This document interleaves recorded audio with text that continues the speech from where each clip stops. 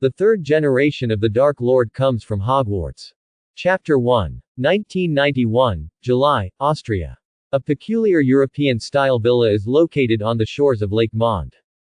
The blue-black masonry and the carvings on the walls all tell the story of the antiquity of this villa. The sun shines through the window and shines on the face of a young man with blonde hair and blue eyes. It's just that the scene of the young man holding a book exuding blue and black mist in one hand and a wand with strange horizontal ribs in the other gives off a strange atmosphere no matter how you look at it. Along with a flash of green light, a smile appeared on the young man's face. Congratulations to the host for mastering black magic, the Imperious Curse, and obtaining the achievement, Candidate for Azkaban. Achievement Point Reward, 100. System, check the talent panel. The young man's clear voice sounded, and the next second, a virtual data panel appeared in front of his eyes. Charms, 100. Potion Science, 100.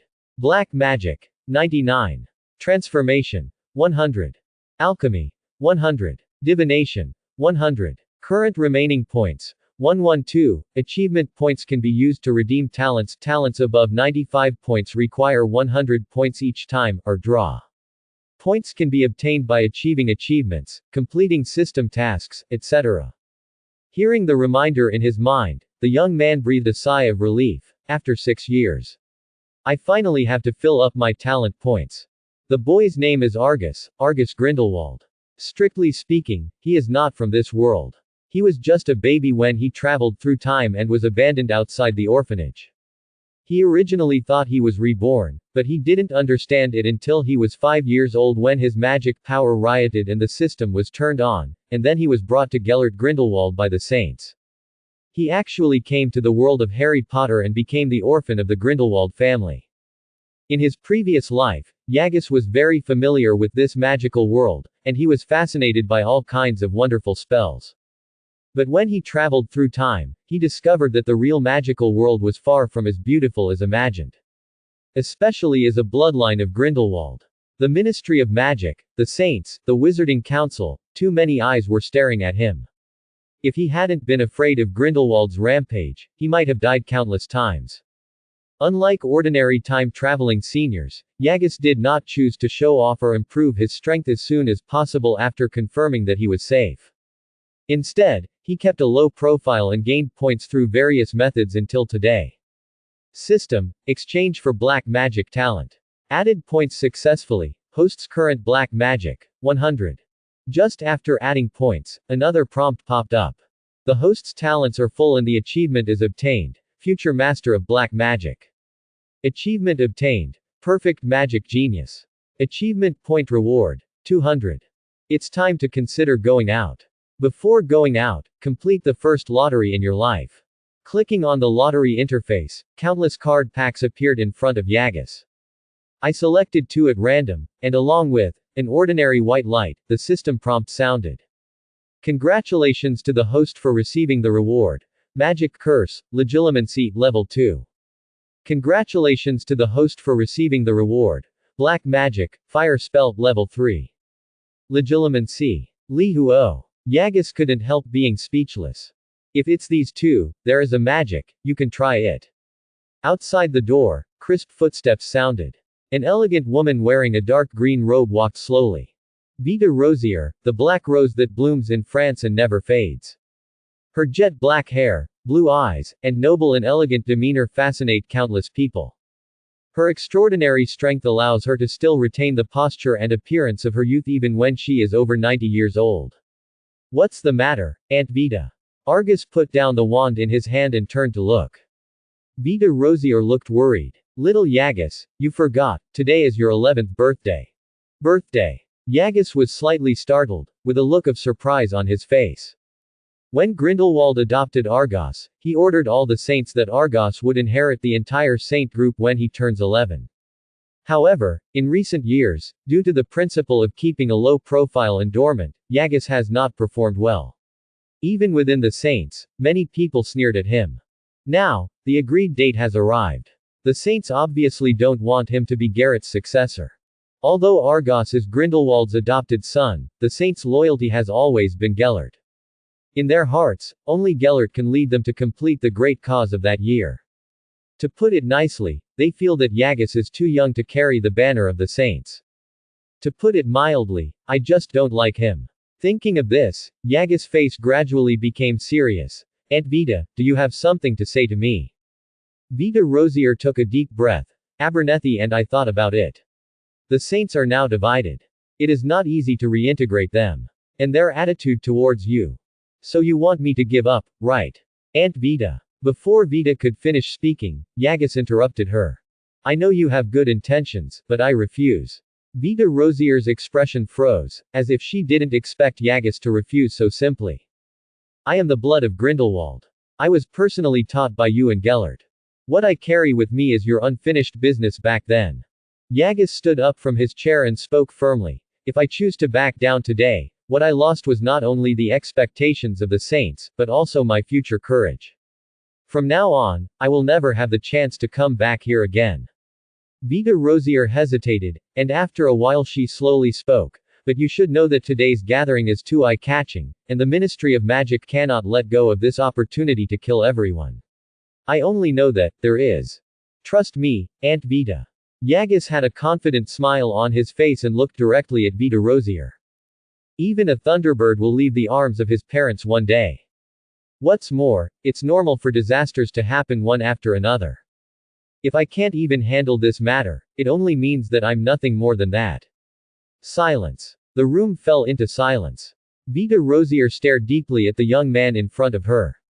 For some reason, the scene in her eyes gradually blurred. A figure who was thinking about everything seemed to be merging with him. The same blonde hair and blue eyes, the same elegance and confidence, the same talent. In a daze, she seemed to have returned to the cemetery and saw the blue flame dragon hovering over Paris. When she came back to her senses and looked at Yagus again, Vita Rosier's eyes were already filled with a bit of a smile. Don't let me down, little Grindelwald. In the distant sky, countless black satins are flying. An elegant smile appeared on Yagus's face, his right hand touched his chest, and he bowed slightly. For the greater good. Nurmengard. In the square, hundreds of saints have gathered at this moment, and the number is still increasing. Although there were many people, it did not seem very noisy. Except for the occasional whisper, most people were waiting quietly. Waiting for the young man who will decide the future destiny of the saints. The number of people is almost there, and there are quite a few oars coming. Argus, are you sure you don't want to meet your adoptive father first? Hearing the words of the old man behind him, Yagus smiled slightly. Uncle Abernethy, the test began from the moment I stepped into Nurmengard. But, let's go, it's time to meet your old friends. With the waving of the magic wand, the gate of the castle slowly opened. Vita said nothing and silently followed Yagus. Abernethy was obviously a little worried about Yagus. He looked inside the castle, took a deep breath and chose to follow. Seeing the appearance of Yagus, the saint's voice slowly fell silent. Compared to the roaring tsunami when Grindelwald appeared, everyone's expressions were too cold, and some even showed a trace of impatience on their faces. Director, should we take him down now? A young Auror asked softly to the middle-aged man beside him. The middle-aged man shook his head. Don't worry, let's take a look at the situation first. Don't forget, this is Nurmengard. No one can afford to mess with that guy in the tower.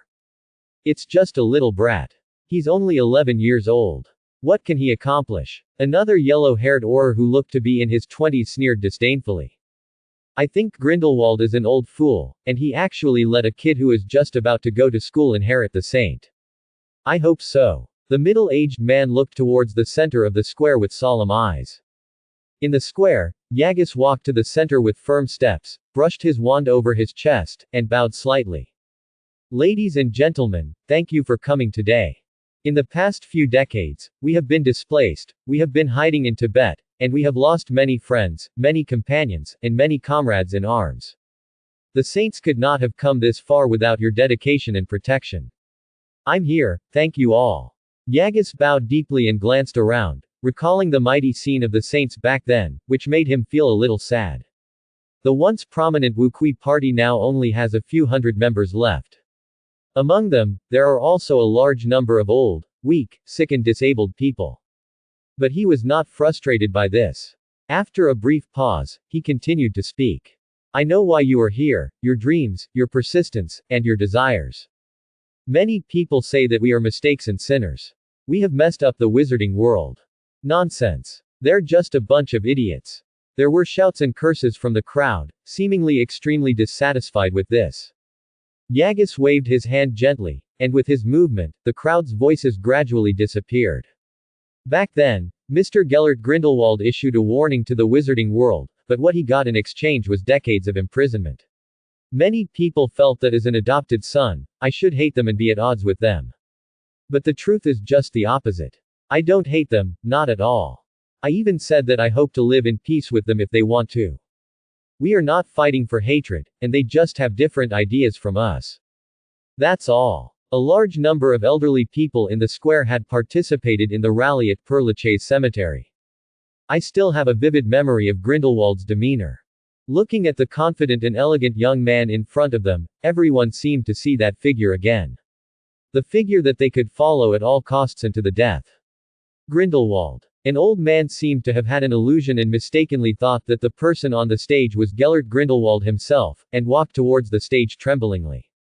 Wake up! Roll. The person next to him grabbed him and shook him hard to wake him up. And all this was seen by Yagus on the stage. He looked at Vita Rosier aside, who nodded and handed over a skull-shaped tobacco bag. I don't have as strong a prophecy ability as my father, Mr. Gellert Grindelwald, but I can still present things in reality to you. Yagus picked up the pipe and took a deep breath, then spit it out.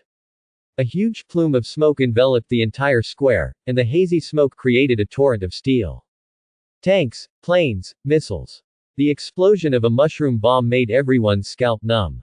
They could not imagine that muggles with no magical abilities could achieve such destructive power by relying on so-called technology.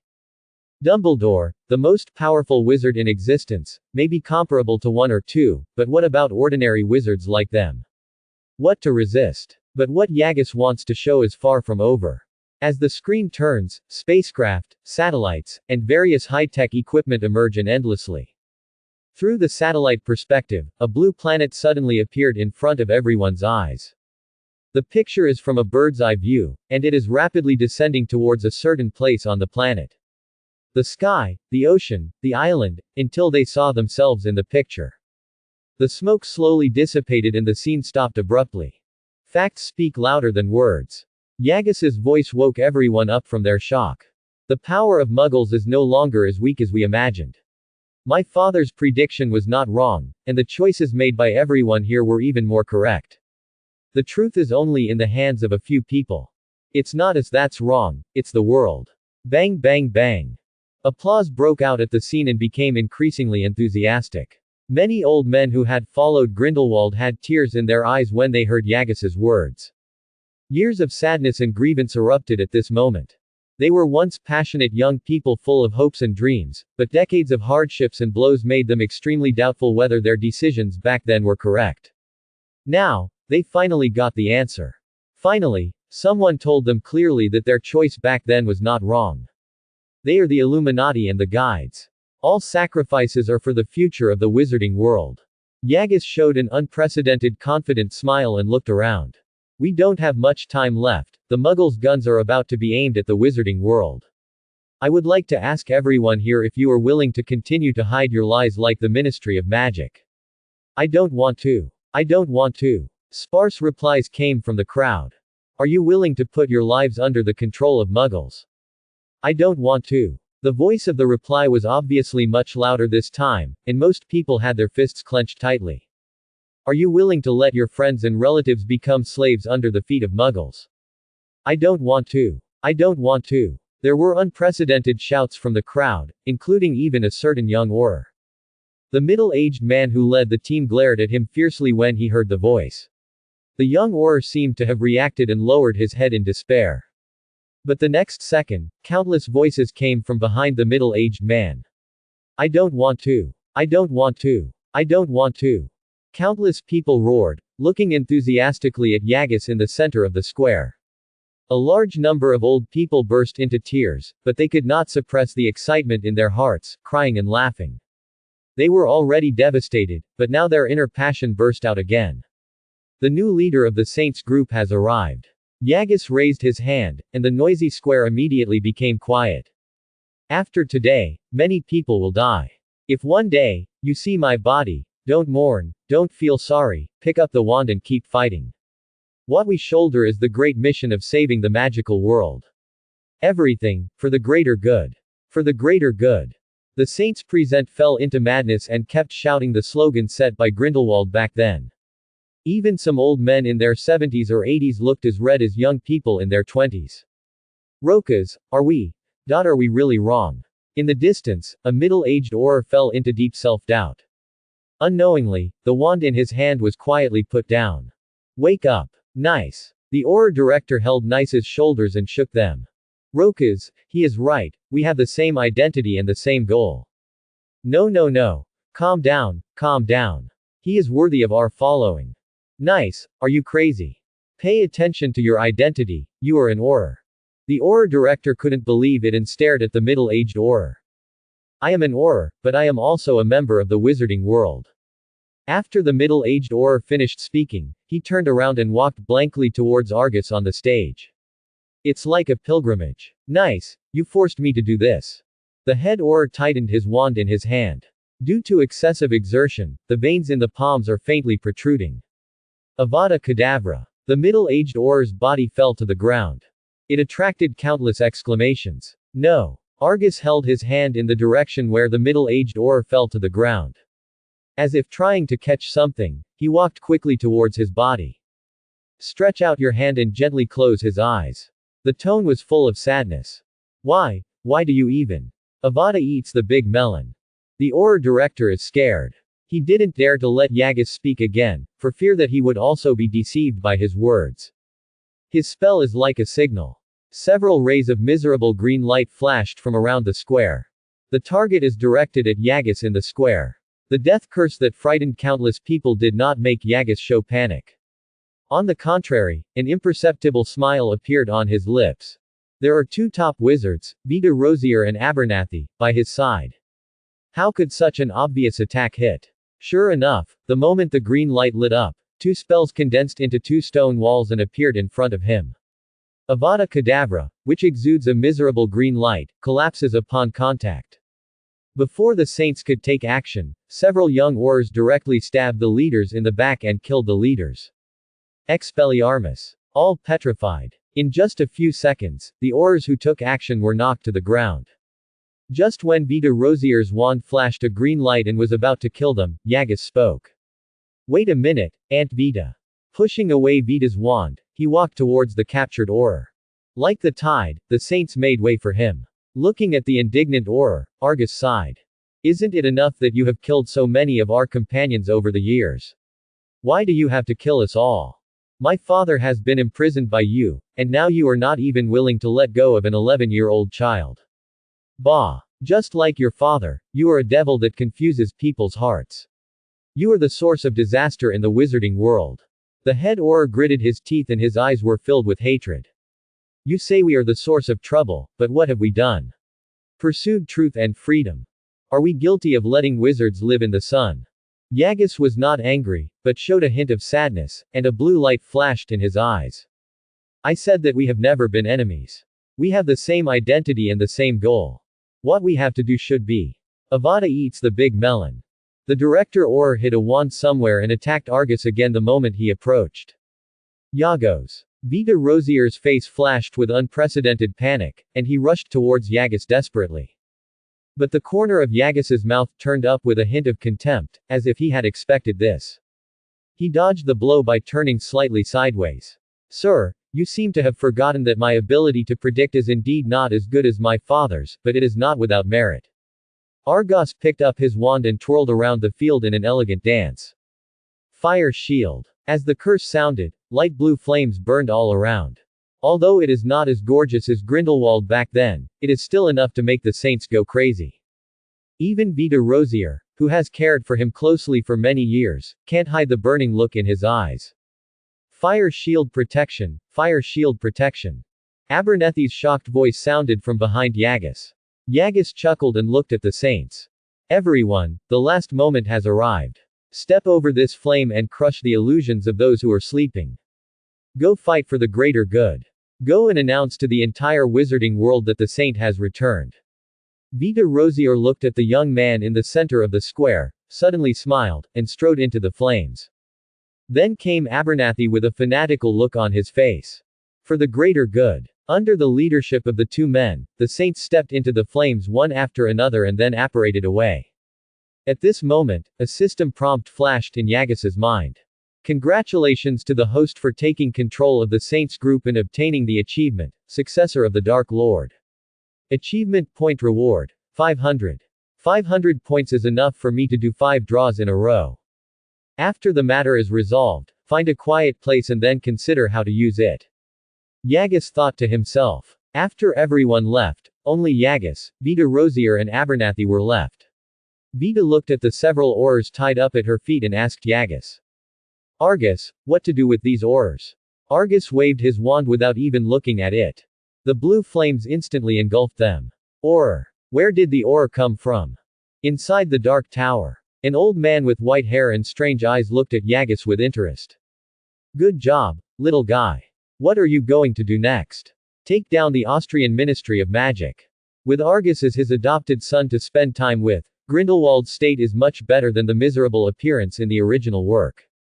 Although he was imprisoned in Nurmengard, his quality of life was not much lower.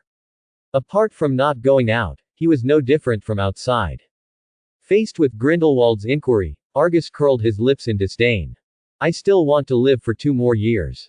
What's the difference between taking over the Ministry of Magic now and officially declaring war? If it weren't for the agreement you made back then, I definitely wouldn't have made such a big battle. The best choice would be to stay dormant until the day I really grow up. Grindelwald spread his hands and looked helpless. I didn't expect that you could really pass the test of those old guys. How about I send you to hide in Durmstrang for a few years? Forget it, it's better to stay in Nurmengard than go there. At least the Ministry of Magic won't dare to do anything in front of you. Yagis shook his head in rejection. As for what I will choose next, you have already thought of it, haven't you? Do you want to go to England? Grindelwald thought for a moment and came up with the answer. The surveillance of us by the German and Austrian Ministry of Magic has reached an unprecedented level.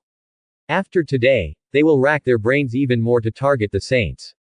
Instead of continuing to struggle here, it is better to go to the UK and seek a new path. And, a smile appeared on Yagis's lips. I can also go to Hogwarts to help you vent your bad temper. Think about it, the students Dumbledore taught so hard have joined the Saints one after another, and the results of so many years of hard work have all made a wedding dress for us. Argus's tone was full of temptation, and Grindelwald couldn't help but feel a hint of emotion in his eyes. Yagis had decided to go to Hogwarts to study when he obtained the system. Not only because of the development of Saints, but also because of system achievement rewards.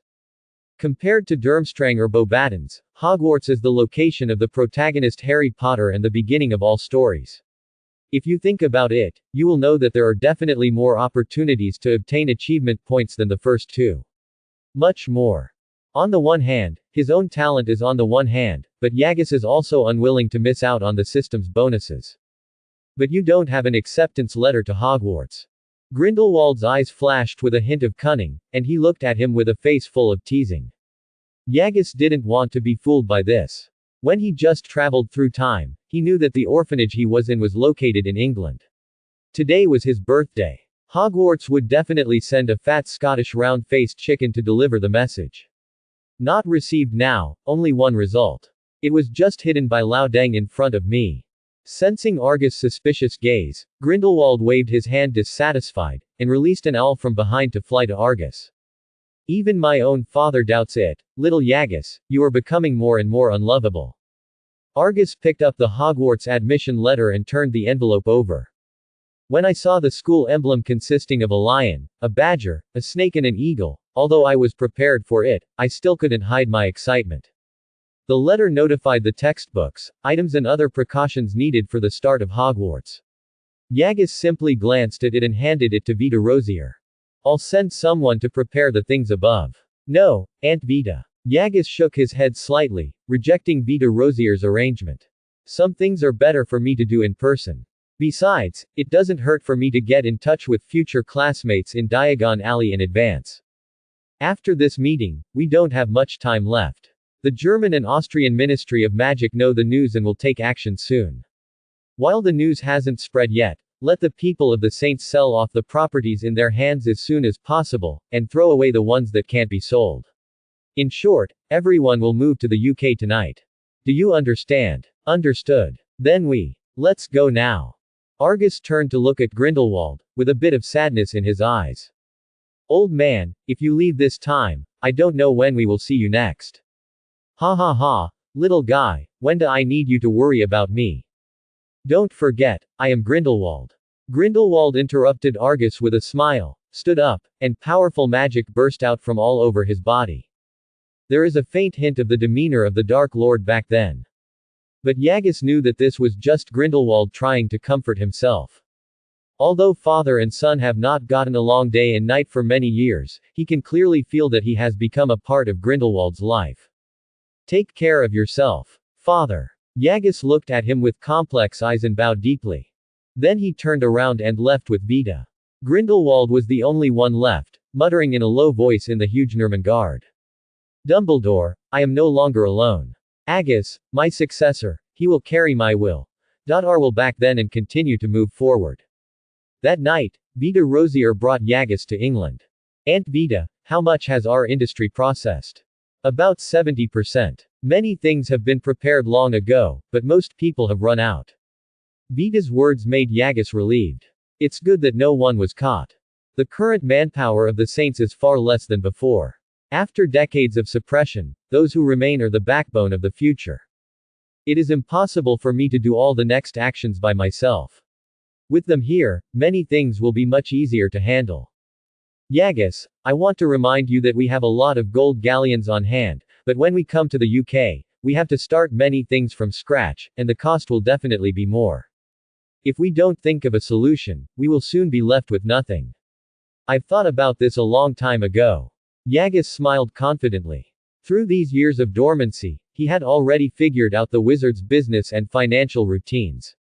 Because of the number of people in magic, the current wizarding world is still in the traditional economic era. The pure blood family has a large number of gold galleons and magic books, and they wantonly squeeze ordinary wizards, just like the ancient landowners. Now, it's time for the wizarding world to feel the charm of capitalism. As long as you have an idea. Regarding this, Vita is still very relieved about Yagus.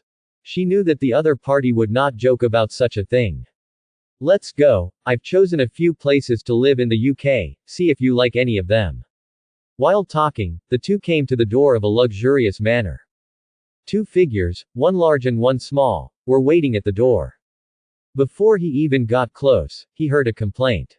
Dad, can't we just let those house elves come over for this kind of thing? Why do we have to come over in person? I'm going to Diagon Alley tomorrow. Going to Diagon Alley tomorrow. Yagus was keenly aware of the information in the other party's words. Combined with the other party's condescending tone and the shiny blonde hair that can be seen at night. You don't have to think twice to know who is at the door. Draco Malfoy. And his father, Lucius. I was worried about how to get into the circle of British pure-blood families, but I didn't expect that as soon as I dozed off, someone came to give me a pillow. Yagus smiled and walked towards the two of them with Vita. At this moment, Lucius was frowning at his son. As a long-lasting family in the wizarding world, his ability to maneuver both sides is considered to be the best in the wizarding world. When I learned that someone was going to buy this luxurious manor, I immediately decided to come over in person. This is one of the best manor houses in Malfoy. Even some families from the 28 holy clans have to grit their teeth if they want to buy it. From this point of view, the identity of the other party is definitely extraordinary. At least it is a pure blood family with the same inheritance as the 28 clans. This kind of connections will not be put to great use in the future, so we must not let them go. It's a pity that his son can't see this at all. Quidditch is all on my mind. Hello madam, nice to meet you, Seeing the two Yagus approaching, Lucius temporarily gave up his plan to teach Draco a lesson. As a pure blood, he did not allow himself to make such a rude move and immediately faced him. But the moment he saw his face clearly, the expression on his face suddenly froze. Vida Rosier. The Black Rose of France. Why is it her? How could she come to England? Lucius couldn't believe his eyes. He thought he had paid enough attention to him, but unexpectedly he underestimated him. Vida didn't react at all. He glanced at the blonde hair on Lucius's head and the family crest on his robe, and said, "A boy from the Malfoy family." Yes. Yes, Ms. Rosier. Lucius wiped the sweat from his forehead and answered carefully. He didn't dare to have any dissatisfaction with the title of Vida. She was old enough to be his grandmother. Not to mention him, even when his father came over, he didn't dare to say a word. What's more, the other party is still the number 2 figure in the Wuqi party. Then you can't be offended. Draco was also shocked when he saw his father's appearance. This was the first time he saw his father in such a humble posture. In the past, even when Fudge, the Minister of Magic, visited, he never showed such an expression. What is the identity of the other party? Seemingly aware of Draco's gaze, Lucius realized his gaffe and hurriedly saluted the 2 Yagas and introduced himself. Lucius Malfoy, this is my son Draco, will enroll in Hogwarts soon. Oh. A new student at Hogwarts. Vida looked at Draco with interest, then turned to look at Yagas. Yagas, your future classmate. Only then did the 2 Lucius notice the little boy next to Vida. Before Lucius could speak, Draco approached him with excitement. Are you a new student at Hogwarts too? Have you ever played Quidditch? Do you have a broomstick? My dad said that when he goes shopping in Diagon Alley tomorrow, he will buy me the latest Nimbus 2000. Draco. Lucius scolded in a low voice, and then looked at Argus with an apologetic look. I'm sorry, sir, please forgive Draco for being rude. I haven't asked for advice yet. Yagas smiled and behaved gracefully. Yagos. Argus Grindelwald. The moment Yagas said his name, he could clearly see Lucius's pupils contracting violently. Lucius never dreamed that the person who wanted to buy his own house today would be the heir of Grindelwald. As a former Death Eater, he knew the strength of the Dark Lord all too well. What was imprisoned in Nurmengard? Joke. That's a living Dark Lord. As long as he wanted to, no one in this world could catch him, let alone imprison him. Even if the current saints are not as good as before, as long as Gellert Grindelwald is still there, the saints can make a comeback at any time. It turns out to be Mr. Grindelwald. Nice to meet you. Me too, Mr. Malfoy, please show us the details of the manor. Lucius acted more and more humbly, and Yagas didn't say anything more and went straight to the point. Along the way, Draco seemed extremely excited because of the arrival of his peers, and kept pestering Yagas about various things. Now he is just an 11-year-old child. In the past, there were very few peers of the same age and status as him. Most of them have a flattering attitude. It was hard to find a playmate who seemed to be able to interact normally, and I couldn't contain my joy for a long time. Mr. Grindelwald, how do you feel? After a brief contact, Lucius's attitude towards Yagas reached a new level. Originally, he thought that Yagas was a child and that most things had to be decided by Vida Rosier. But the truth is exactly the opposite. Vida rarely expressed opinions during this period, and everything was dominated by Yagas.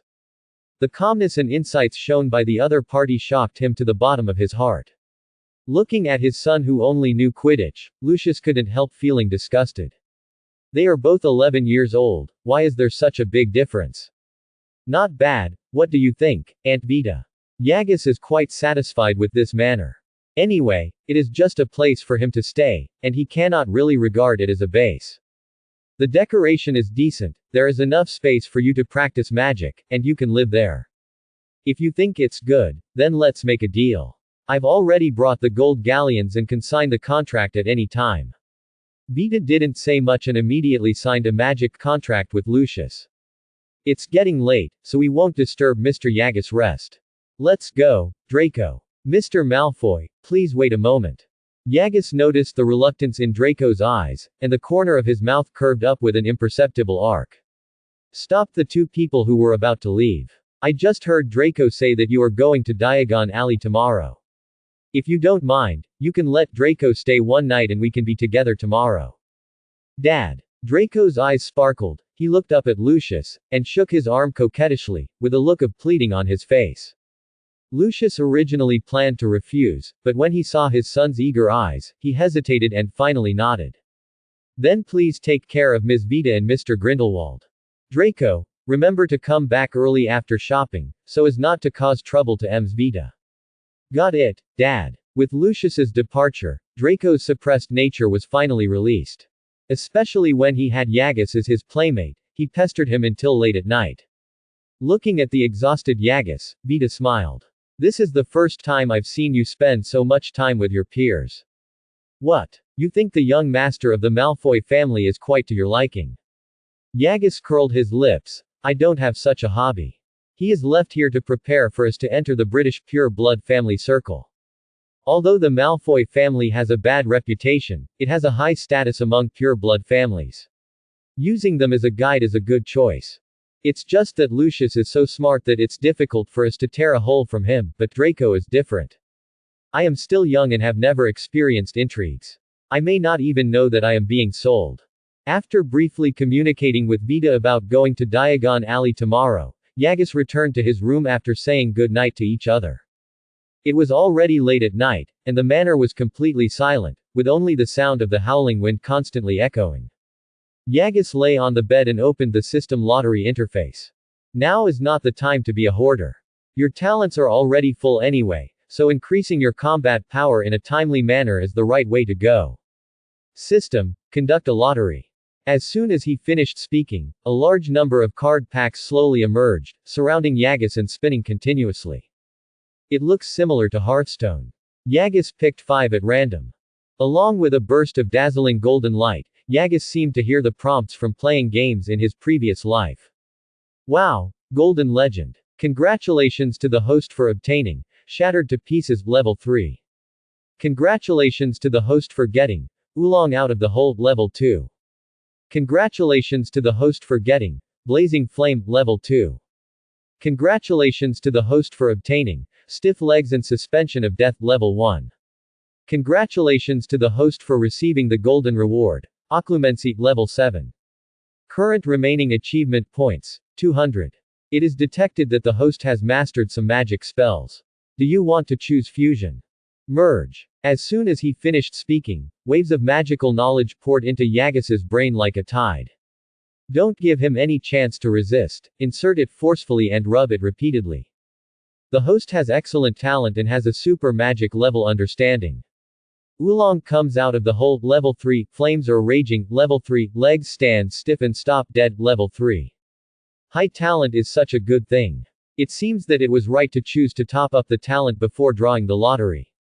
After merging the magic spells, Yagus discovered that the so-called magic spell rewards and magic spell fusion were not simply the addition of levels, but experience. For example, the flame blazing, his original mastery level was level 2. The level 2 fusion was not directly upgraded to level 5. Instead, the experience of the level 2 flame blazing spell was instilled into his brain, and the level was judged through his understanding. The same is true for other spells. I would say that if the levels are added up, it would be too easy to improve the magic spell. You can easily reach the full level. Unfortunately, the system's golden judgment is not based on the strength of the spell, but on the level of the spell. Only levels above 7 are golden. Fortunately, this time it was pretty good. If you had given me a tarantella or something, I wouldn't have had anywhere to cry. Yagus is still very satisfied with the occlumency he obtained this time. Although he has no direct combat capabilities, facing masters of legilimency like Dumbledore or Voldemort, not knowing occlumency is no different than running naked. Even in future magic battles, the process of using occlumency to resist the opponent's legilimency and reading one's own fighting intentions is also indispensable. For Yagus, who urgently needs to convert his talent into combat power, it can save a lot of time in practice, which is a very cost-effective thing. The next morning. Agus, I just got the news. Just last night, the German and Austrian Ministry of Magic jointly acted to catch us off guard. Fortunately, we responded quickly and evacuated people in advance. Today's daily prophet is full of your deeds last night. It also said that many Aurors were brutally killed by you. Yagus, who had just woken up, yawned and couldn't help but chuckle when he heard Vita's words. If there is no evidence, let them say whatever they want. There is no way the British Ministry of Magic will arrest me in Azkaban just because of a few words. Besides, I'm just an 11-year-old kid. Who would believe me if I said I killed more than a dozen Aurors? Yagus had already anticipated the Ministry of Magic's actions, otherwise it would not have been possible to immediately order everyone to move to England. What's more, Britain is Dumbledore's territory.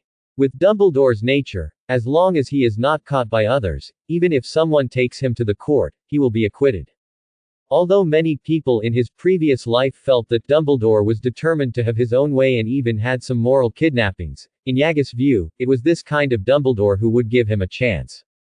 A gentleman can be deceived.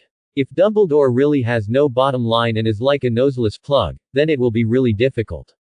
At this moment, Draco walked downstairs, rubbing his sleepy eyes, and their conversation came to an abrupt end. Argus smiled and looked at Draco. Pack up. Let's get ready to go to Diagon Alley. Diagon Alley. Vita appeared out of thin air with the two of them. Congratulations to the host for entering Diagon Alley and obtaining the achievement, Explore Diagon Alley. Achievement point reward, 100. Before Argus could be happy, he saw Draco next to him, holding onto the wall and retching. Vomit. Isn't this your first time to apparate? Yagus looked strange. How is that possible? Upon hearing this, Draco almost jumped up, but ended up vomiting again before he could get up. After about 2 or 3 minutes, he finally recovered.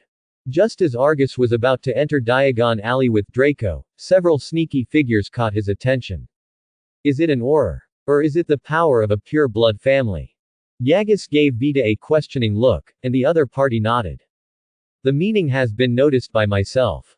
Argus, you go buy the things you need for Hogwarts first, and I'll go do something. Vita quietly took out the wand from her sleeve, hinting to Argus to take care of them first. Yagus understood and nodded. Aunt Vita, you go and do your work first. I will go find you after taking Draco shopping. Turning to look at Draco. Let's go to Ollivander's wand shop first. Yagus stepped forward and came to a store. The store door is dilapidated and small, and the piles of wands almost make the entire store useless. It's hard to imagine that this would be the home of 3 major staff makers in Europe and the cradle of countless wizards. Oh, 2 little wizards, welcome to your arrival. A standard British accent sounded from a large pile of boxes, and an old man with dirty white hair walked out wearing a brown bell-sleeved robe. Hello, Mr. Ollivander. Yagus showed great respect for this top technical talent in the wizarding world. Come on, kids. Ollivander welcomed the two in enthusiastically. Platinum blonde hair, pure blood temperament, you are a child of the Malfoy family. I still remember when your father came to buy a wand. It was a wand made of elmwood and dragon nerve. In a blink of an eye, his son should also go to school.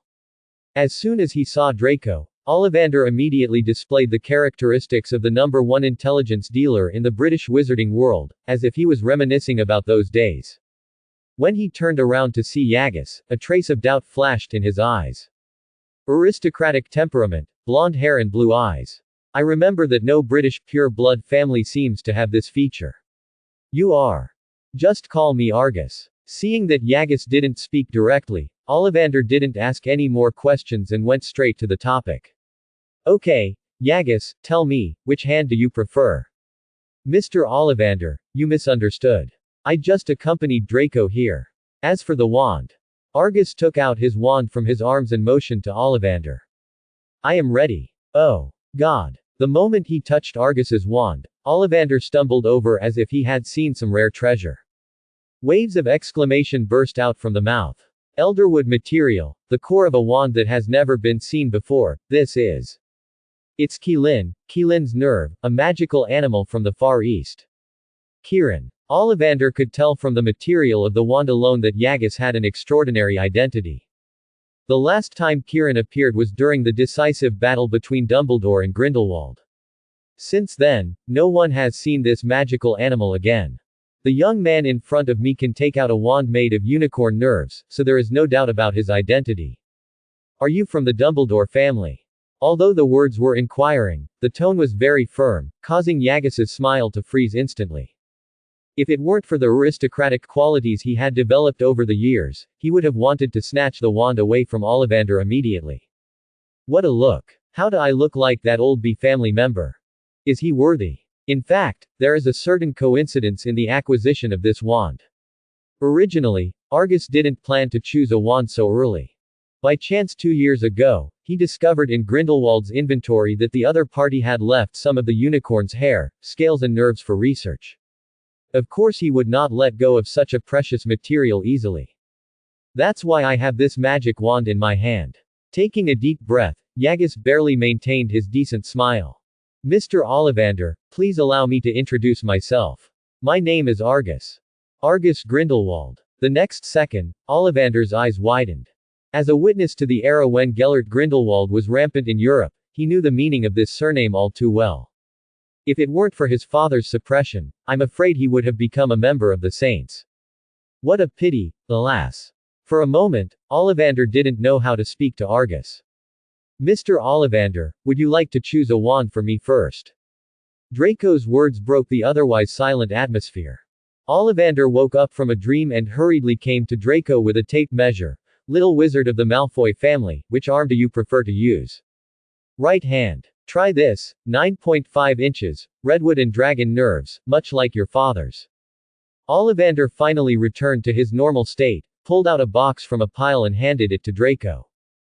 Draco held it in his hand and waved it. There was an explosion and the window shattered. It doesn't go well. Draco shook his head unsatisfied. It seems that you are different from your father. Try this one again, 10 inches, hawthorn wood, with unicorn tail hair as the core. With the wave of the magic wand, the broken window slowly recovered. Draco seemed to have gotten a new toy, holding the wand and loving it. This is it. Thank you for your patronage, 7 gold galleons. Leaving Ollivander's wand shop, Argus smacked his lips. I didn't hear Ollivander's classic saying, a picky guest. It made him somewhat regretful. Draco didn't give him time to think about it, and immediately pulled him towards the other side of Diagon Alley. We will first go to Madame Malkin's robe shop to order Hogwarts student robes, and then go to Tuofen clothing shop to choose some dresses. You know, Mrs. Malkin's class is really too low. If Hogwarts didn't have to take care of those muggle wizards, I wouldn't. Unknowingly, the two of them arrived outside Madame Malkin's robe shop. There are many little wizards inside who are choosing. Hello, are these 2 little wizards new students at Hogwarts? Argus smiled and responded. Yes, Mrs. Malkin, please make some Hogwarts required student robes for me and my friends. No problem, just wait a moment. Mrs. Malkin is a short, fat witch. She is dressed in purple and looks very kind, like the ant next door. After measuring the sizes for Argus and Draco, he took out several finished robes, waved his wand to thread the needle and thread, and continued to insert the needle, thread, and scissors into the robes to modify the size of the robes. Madam, I would like to ask, how long will our robes take? Yagus felt that he might not be able to get the robe for a while, so he planned to buy a cauldron and books for the first grade first. Just then, the bell at the door of the store rang. Jingle. As the store door opened, a thin boy walked in. As soon as he entered the door, the boy showed a sense of cowardice, as if he didn't dare to look at people, let alone talk to them.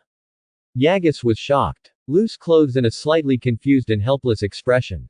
And the giant at the door. Could it be that? It seems like fate. The moment Harry Potter walked in, Draco turned back. The two looked at each other. A fateful encounter. Yagus couldn't help but sigh inwardly. Sure enough, Brother Yan and Harry are a couple. What Ginny is, she is just a third party who intervenes.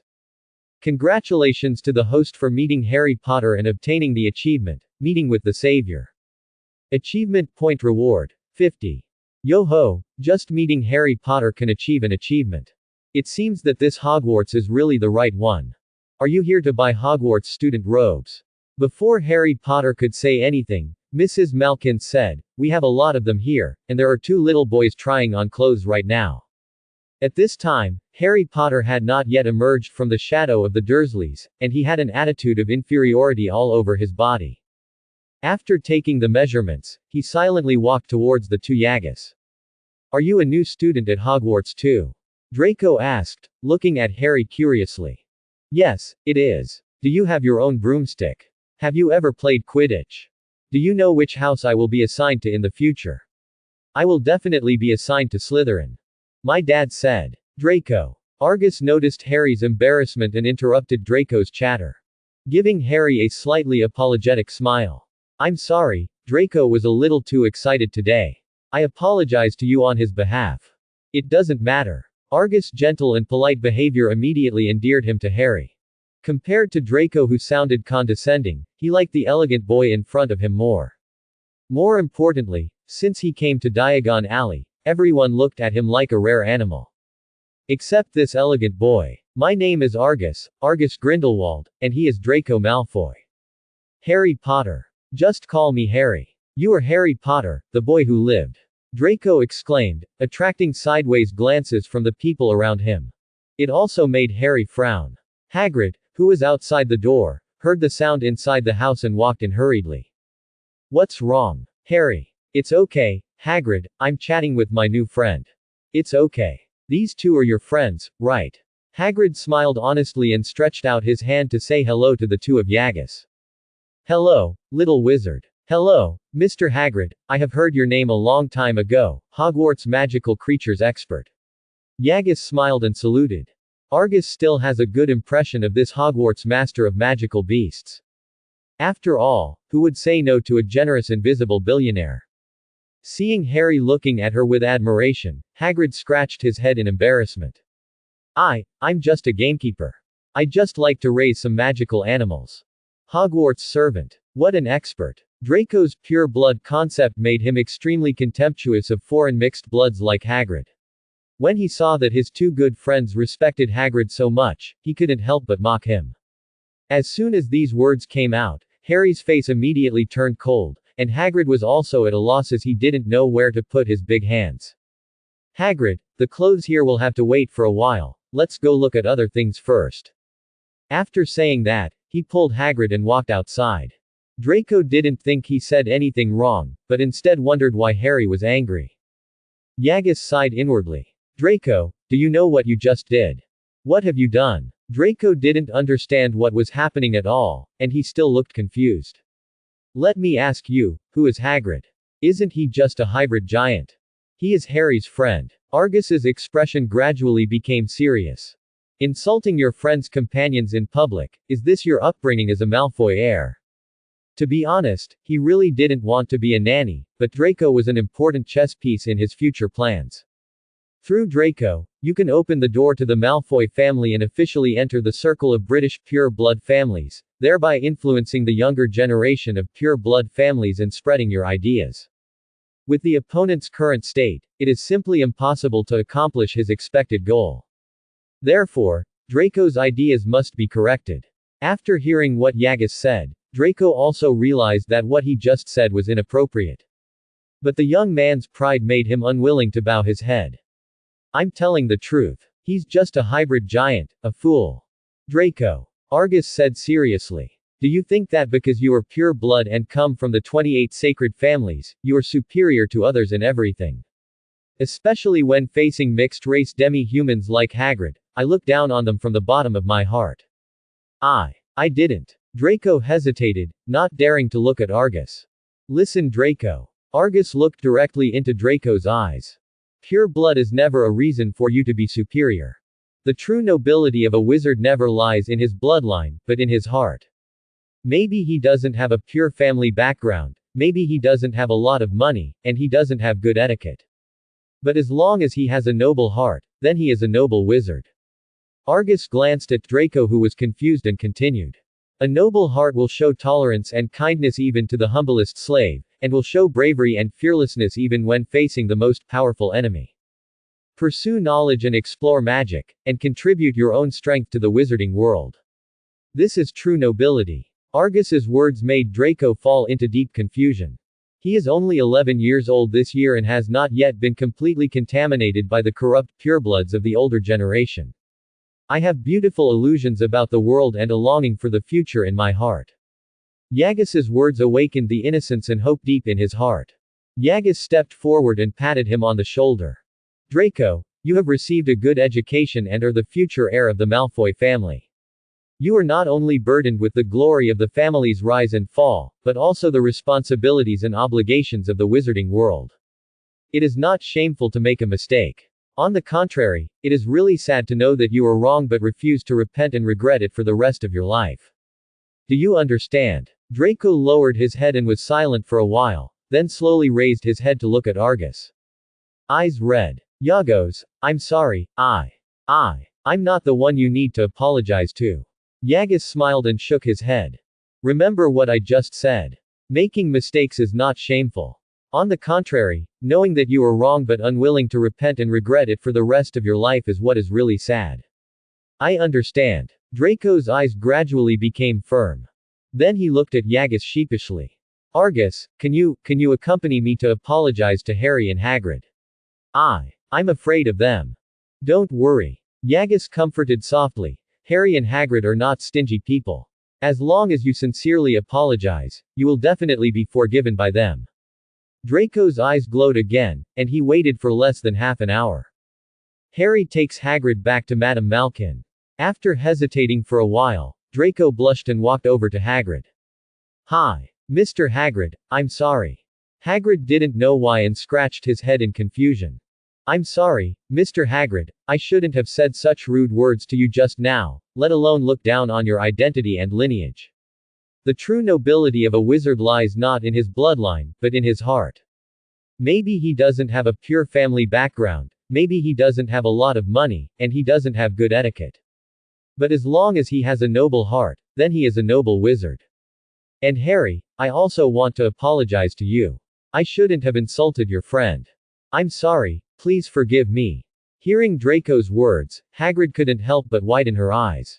Is this what a pureblood can say? He has been at Hogwarts for so many years and has met countless purebloods. These people, let alone apologizing, are considered good people if they don't laugh at him in person. He hesitated and said, what you said just now were all your thoughts. What words? It's that. Hagrid racked her brains and couldn't remember Draco's original text. Finally came up with a keyword. Noble wizard. Draco lowered his head in embarrassment. I didn't say these, it was Argus who said. He repeated what Yagus had just said. Hagrid looked excited when he heard this. I couldn't help but applaud.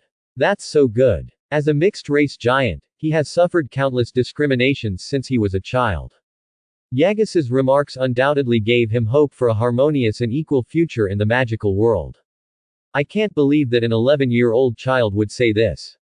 Yagus, you will definitely become a great figure in the magical world in the future. Harry on the side was even more adoring. Sensing Draco's guilty eyes, Hagrid stepped forward and hugged him carelessly. Little one, you have a great friend. Okay, everyone says the wrong thing sometimes. I don't mind, and neither does Harry. Seeing Harry nod, Draco's hanging heart finally relaxed. Young wizards, your robes are ready. Do you want to try them on? Madame Malkin's arrival interrupted several people's conversations. There's no need to try it. Please help us pack it. If you can't even trust Madame Malkin's craftsmanship, I'm afraid there won't be any clothes that are attractive to your eyes in Britain. Ha ha ha, thank you for your compliment, little wizard. Argus's words made Lady Malkin laugh. Thanks to Yagus's glory, several people got a good discount on their student robes. When it was time to say goodbye, Harry turned around 3 times. Yagos, we are friends, right? Of course, Harry. Yagus still had a gentle smile on his face. Then can I write to you when I get back? Welcome any time. And me? Draco interrupted the conversation between the two. I'll write to you too. After Harry and Hagrid left, Argus was completely reassured when he saw Draco's gaze changing from thoughtful to determined. Very good, now the Malfoy family has truly boarded his pirate ship. The kind that can't even be blasted. After buying the cauldron, textbooks, owls and other items, Argus sent Draco to the fireplace and took the flow back to Malfoy Manor. Then I came to the entrance of Diagon Alley and saw Vita Rosier already waiting. Have you bought everything? Yagus raised his hand and gestured to the suitcase in his pocket that had been casted by the traceless stretching charm. After buying it, I sent Draco back. Who sent those Aurors? Head of the Auror Office of the British Ministry of Magic, Rufus Scrimgeour. Yagus narrowed his eyes slightly, and information about the other party slowly emerged in his mind. Rufus Scrimgeour, a hardliner in the British Ministry of Magic, devoted his life to capturing dark wizards. In the original book, he had a disagreement with Dumbledore and became the Minister of Magic after Fudge resigned. He was later captured by Voldemort and tortured without revealing the whereabouts of Harry and others, and was eventually tortured to death. He can be regarded as a hero in the magical world. It seems that our director regards us as a group of dark wizards. Being targeted by him will be somewhat detrimental to our next actions. Yagus frowned and whispered. Should we send someone to kill him? No. Yagus shook his head. If we kill the top officials of the Ministry of Magic when we first come to the UK, it will definitely cause panic in the Ministry of Magic. By then, I'm afraid it won't be as simple as a few Aurors monitoring us. But if he really keeps his eyes on us, it will be extremely detrimental to the development of our follow-up plans. Vita Rosier sounded cautious. Yagus thought for a moment and suddenly raised his head. If you want to deal with Scrimgeour, we may not need to take action. The British Ministry of Magic only received the news of our transfer today. With their speed, it is impossible to make an immediate decision. So Scrimgeour acted on his own initiative. Vita Rosier was not stupid. On the contrary, she was much smarter than most people. Otherwise, it would be impossible to stay with Grindelwald for so long. Give the news to Fudge, implying that Scrimgeour has already known about our coming to England, and someone will naturally come to trouble him. Yagus said with a playful look on his face. Who doesn't like to see dogs eating dogs? I asked you to investigate the shops in Diagon Alley, what was the result? Vita shook his head. The situation is not good. The shops in Diagon Alley are very popular, and few people are willing to take action. Most of these stores are controlled by pure-blood families, especially those with high demand such as potions and broomsticks. They have been carved up by them early. Even if we can buy a store, the location will not be very good. Yagus couldn't help but smile. Who told you that I was going to buy a store? Don't buy it. Then why are we investigating these stores? The purpose of investigating the stores is to let you find out the transaction situation in Diagon Alley. How can one or two stores supply the Saints' future resources? My goal is to replace Diagon Alley. Replace Diagon Alley. This time it was Vita's turn to be dumbfounded. Even her original idea was just to trade with pure-blood families. At most, she would be stronger and directly squeeze out a few families. Replacing Diagon Alley. This is no longer about competing with pure-blood families, but about cutting off one of their arms. Argus, calm down. I know you want the Saints to develop, but we have just entered the UK and have not yet established a firm footing. We rashly start a war with the pure-blood family. I'm calm, Aunt Vita. Yagus patted her hand helplessly, indicating that she didn't need to be so shocked. Replacing Diagon Alley is a long-term plan. Putting aside the financial issue, the resources controlled by pure-blood families are beyond our comparison. But there is no harm in taking one step at a time and looking at 10 steps. In my mind, replacing Diagon Alley is just a short-term plan. If you want to completely control the magical world, the funds of 10 Diagon Alleys are not enough.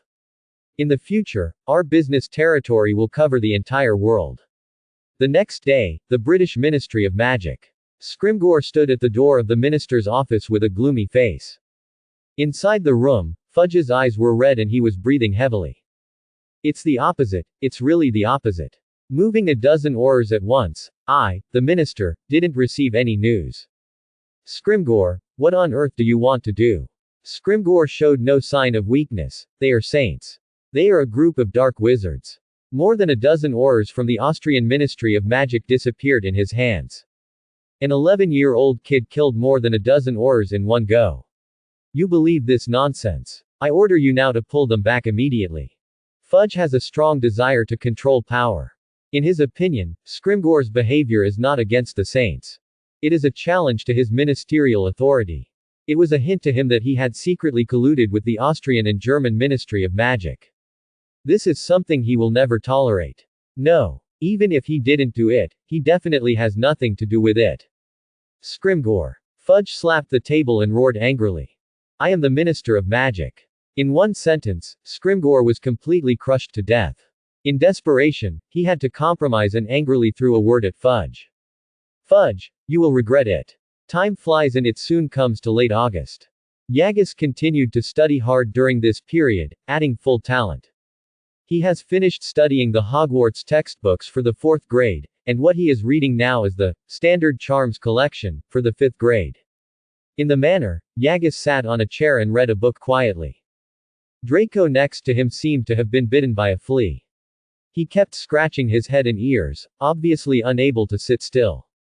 Although Lucius, who came from the door, saw this scene more than once, he still couldn't help but sigh every time. The gap between people is indeed greater than that between humans and dogs. In just 1 or 2 months, this seemingly gentle boy with blue eyes went from being an outsider with no foundation to becoming a guest of many pure-blood families. After tracing the origin, it turned out to be just a party invited by my own son. Through Draco's gatherings, he gained the favor of a large number of peers from the pure-blood family. Later, he was regarded as an idol by these peers and was invited to participate in various gatherings one after another. With the help of gatherings of peers, we have opened up relationships with various families. The important thing is that these idiots from pure-blood families are not aware of it. It can only be said that he is worthy of the blood of Grindelwald. This method of playing with people's hearts is not comparable to ordinary people. If possible, he really didn't want Draco to have too much contact with him. Just because of his son's thoughtfulness, even after he was sold, he had to smile and help count the money. Draco, your father is here. Argus saw Lucius coming, closed the book and reminded him softly. Draco looked happy, threw the book in his hand, and immediately planned to leave. Ahem. Yagos, I've been watching it all afternoon. I know. Remember to finish the homework I assigned you. I will check it when school starts. September 1st, King's Cross Station. The conductor rubbed his brow tiredly. Every year on this day, he would take the trouble to explain it over and over again. Sorry, we really don't have platform 9 3/4 here. Unfortunately, it doesn't take long for each explanation to be completed before the next person to ask will arrive. And they are all half-grown children. Not only that, there are always some strange people appearing in the station. Both his behavior and his clothes are different from ordinary people. Just like the one in front of me, a strong man with a beard, he was wearing a floral dress for some reason. It made him want to vomit. A girl with dark brown disheveled hair was also speechless. Before coming into contact with the magical world, she always thought that such people were engaging in performance art. It wasn't until today that I realized that these were wizards who had no understanding of the Muggle world. Wizards have a natural contempt for Muggles, and their arrogance makes them rarely understand Muggle life. It's not surprising that this is the case. Hermione turned her head in confusion and looked at the gentle voice behind her. Hello, my name is Argus Grindelwald, a new student at Hogwarts. Hermione Granger. Sure enough, you guessed it right. The smile in Yagus's eyes grew brighter. You are also a freshman at Hogwarts, right? Yes. But I've been looking for a long time but I still can't find platform 9 3/4, and the conductor here doesn't know where he is.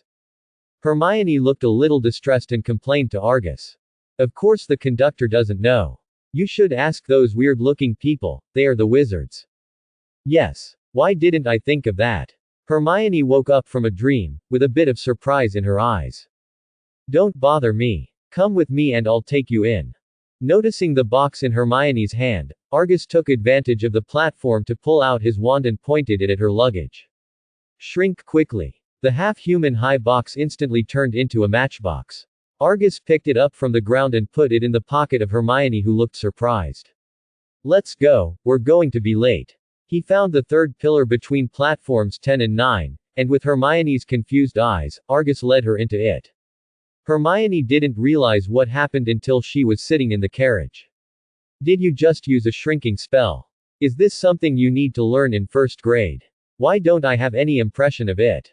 No, I have to read the first grade book again. King Juan, please stop scrolling. Although Argus himself is also a scroll king, he is not as crazy as Hermione. If you don't pay attention, you will have to read all the books. No wonder she can maintain the first place in the original work all year round. Don't worry, the shrinking spell does not belong to the magic category of first-year students.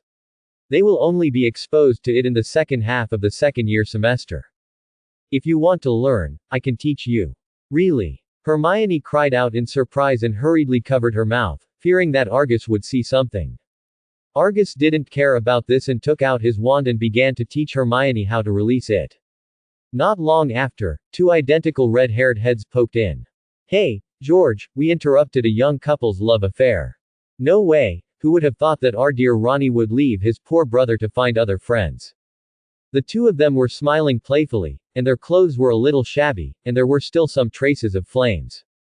Yagus knew the identities of the two of them without having to guess. The famous Weasley twins. "Hermione and I met at the station. We were just discussing spells. If you two can't find a seat, you might as well come in and sit down." Argus took the initiative to open the carriage for the two of them and gave Hermione a reassuring smile. "Oh, Merlin's black stockings. Are all freshmen this strong now? We didn't even read the book when we first entered school, and they had already started discussing magic." Fred pretended to be amazed, and then sat down opposite Yagus with a smile. George sat down next to Fred and took out a large pile of parchment from his bag. "Stop it, Fred, hurry up and catch up on your homework. I originally wanted to borrow it from someone else, but who would have thought that Percy was watching so closely? If it's not completed, Professor McGonagall will definitely cause trouble for us. It's a pity that our experiment is not finished yet. If Ronnie hadn't complained, it would have been completed." Hermione looked at Fred and Fred blankly, looking suspicious of the world. Before entering the carriage, the only wizards she had close contact with were Professor McGonagall and Argus, who sent her to Diagon Alley. Both of them are very handsome people. Although the wizards at the station are a bit irritating, it's also because they don't understand the Muggle world. Therefore, she has always had a misunderstanding in the magical world, that is, everyone here is like Argus. Very knowledgeable, courteous and elegant. But these two things in front of me. "George, have you finished your homework on history of magic? Copy it for me. It seems it's done, wait for me to look for it." The way George was rummaging around so hard that Hermione couldn't bear it any longer. "It's wrong of you to do this. You have to complete your homework by yourself." Another Professor McGonagall. "If you've been sorted into Gryffindor or Hufflepuff, you know this happens all too often." George was not angry at Hermione's words and joked at her nonchalantly. After giving Fred his history of magic homework, he started studying potions without stopping. "Hey, Fred, where did the whirling stone come from?" "In the dog's belly. It seems like, I can't remember clearly. Just fill it in casually first." Hermione on the side was holding a thick book, her ears quietly perked up, as if she was secretly thinking about whether she could remember what they said. After hearing their answers that were full of loopholes, I couldn't bear it anymore. "No, what a dog belly. The whirling stone was taken out of the goat's stomach. Real or fake?" George's eyes lit up, and then he showed suspicion. Hermione's cheeks bulged with anger. "I've told you the answer, believe it or not. If I remember correctly, the whirling stone was indeed taken from the stomach of the goat, and it is very effective in detoxification." Yagus' reply made George's eyes light up. "Man, don't lie to me. This is something you only learn in the 3rd grade, which means Snape will arrange it in advance. If you are talking about the content of Chapter 3, Section 2 of the Book of Potions, then I should have remembered it correctly. Chapter 3, Section 2. Man, you didn't memorize the whole book, did you? This book is half a foot thick." George couldn't believe it and covered his mouth in exaggeration. Next to Argus, Hermione couldn't sit still. Just when Yagus was explaining the 2nd grade course to her, she noticed something was wrong. "I originally thought that the other party had previewed in advance just like me, but with more content. Unexpectedly, the difference is so big. He hasn't even finished memorizing the 1st grade books, but Yagus actually knows the 3rd grade knowledge well. How could she, who had always been the Scroll King, bear this? I won't be able to memorize it, but I should be able to remember the content. Savior, you are our savior." The two Freds looked at Yagus, as if they were seeing the light of the world. Ignoring Hermione's pouty little mouth that could hold a soy sauce bottle, he pushed her aside. "Help me look at this, the materials needed for the shrinking agent. Daisy root, fig peel, caterpillar, a drop of leech juice, and mouse spleen. This, the usage of wormwood." After 1 hour, George and Fred, with the help of Yagus, finally completed all the homework. The two of them each had their arms around Yagus's neck. Brother, from today on, you are our half-brother. I promise, you will be a perfect Ravenclaw. Hermione's eyes almost rolled to the sky. If it wasn't for the sake of Argus teaching with her, she would never have stayed in this carriage. I feel like I'm more likely to be sorted into Slytherin than Ravenclaw. Yagus was suppressed and couldn't breathe. He barely broke free from the restraints of the two and slightly corrected their views. Another pureblood, a big customer in the future. Fred and the others were not hostile to Slytherin like most Gryffindors. To them, Slytherins are all little rich. Most of the business is taken care of by Slytherin. What's more, the Weasley family is also one of the 28 sacred families, but a little poorer. There is no need to feel inferior in front of purebloods like Slytherin. Fred Weasley, this is my brother George. Fred seemed to have remembered something and took the initiative to introduce himself to the Yagus too. The famous Weasley twins. My name is Argus, and this is Miss Hermione Granger. Yagus stood up and shook hands with the two of them. Listen, George, our reputation is so great that even the little wizards who haven't entered school have heard of it. Fred yelled, his funny expression making the corners of Hermione's mouth twitch. She wanted to laugh, but when she remembered that she was still angry, she tried hard to hold it back. In the end, all I could do was shake my shoulders. Just when a few people were chatting in full swing, there was a sudden noise outside the carriage. The sound became louder and louder, even tending to overwhelm Yagus and the others' chat. How about we go out and see if anything happens?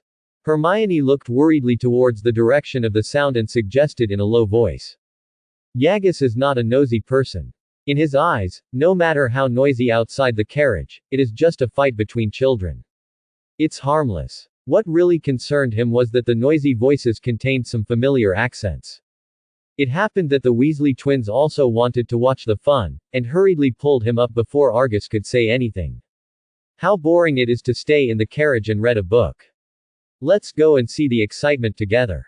As expected. As soon as Yagus got closer, he saw the dazzling platinum hair in the crowd. Behind him was a large group of purebloods with angry faces. Opposite him is a red-haired boy. And Harry is sandwiched between the two parties as the male.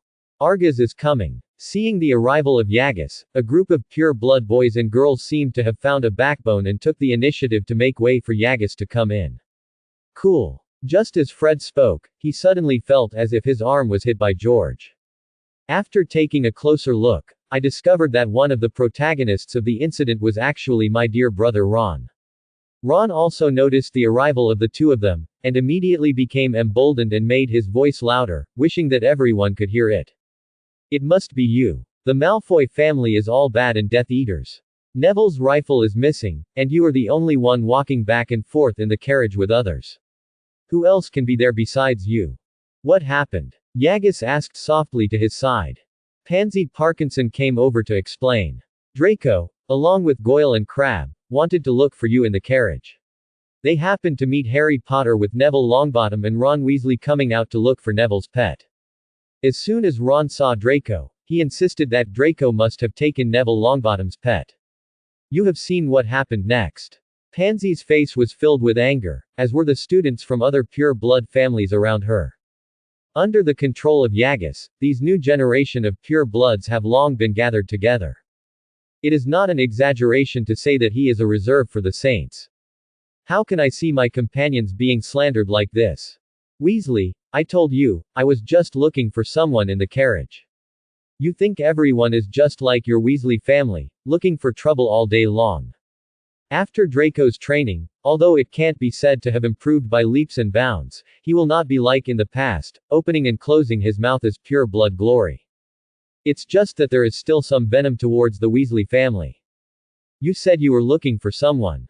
Who can prove it to you? Ron said in anger, unwilling to be outdone. Goyle and Crabbe can both prove it to me. TCH. Ron looked disdainful. Who doesn't know that they are your followers? How dare they tell the truth when you are here? When Draco started to explain, Argus knew that he couldn't explain clearly. The famous illusion of bullet fly taught us that no one cares how many bowls of noodles Lucy has eaten. If you want to prove yourself, you shouldn't cut open your stomach. You should dig out the other person's eyes and go into your own stomach to see how many bowls he has eaten. It's a pity that he didn't realize that it was too late to try this trick now. Sure enough, when Draco heard this, his eyes became even more angry, and when he was about to open his mouth to reply, Argos came up behind him and patted him on the shoulder.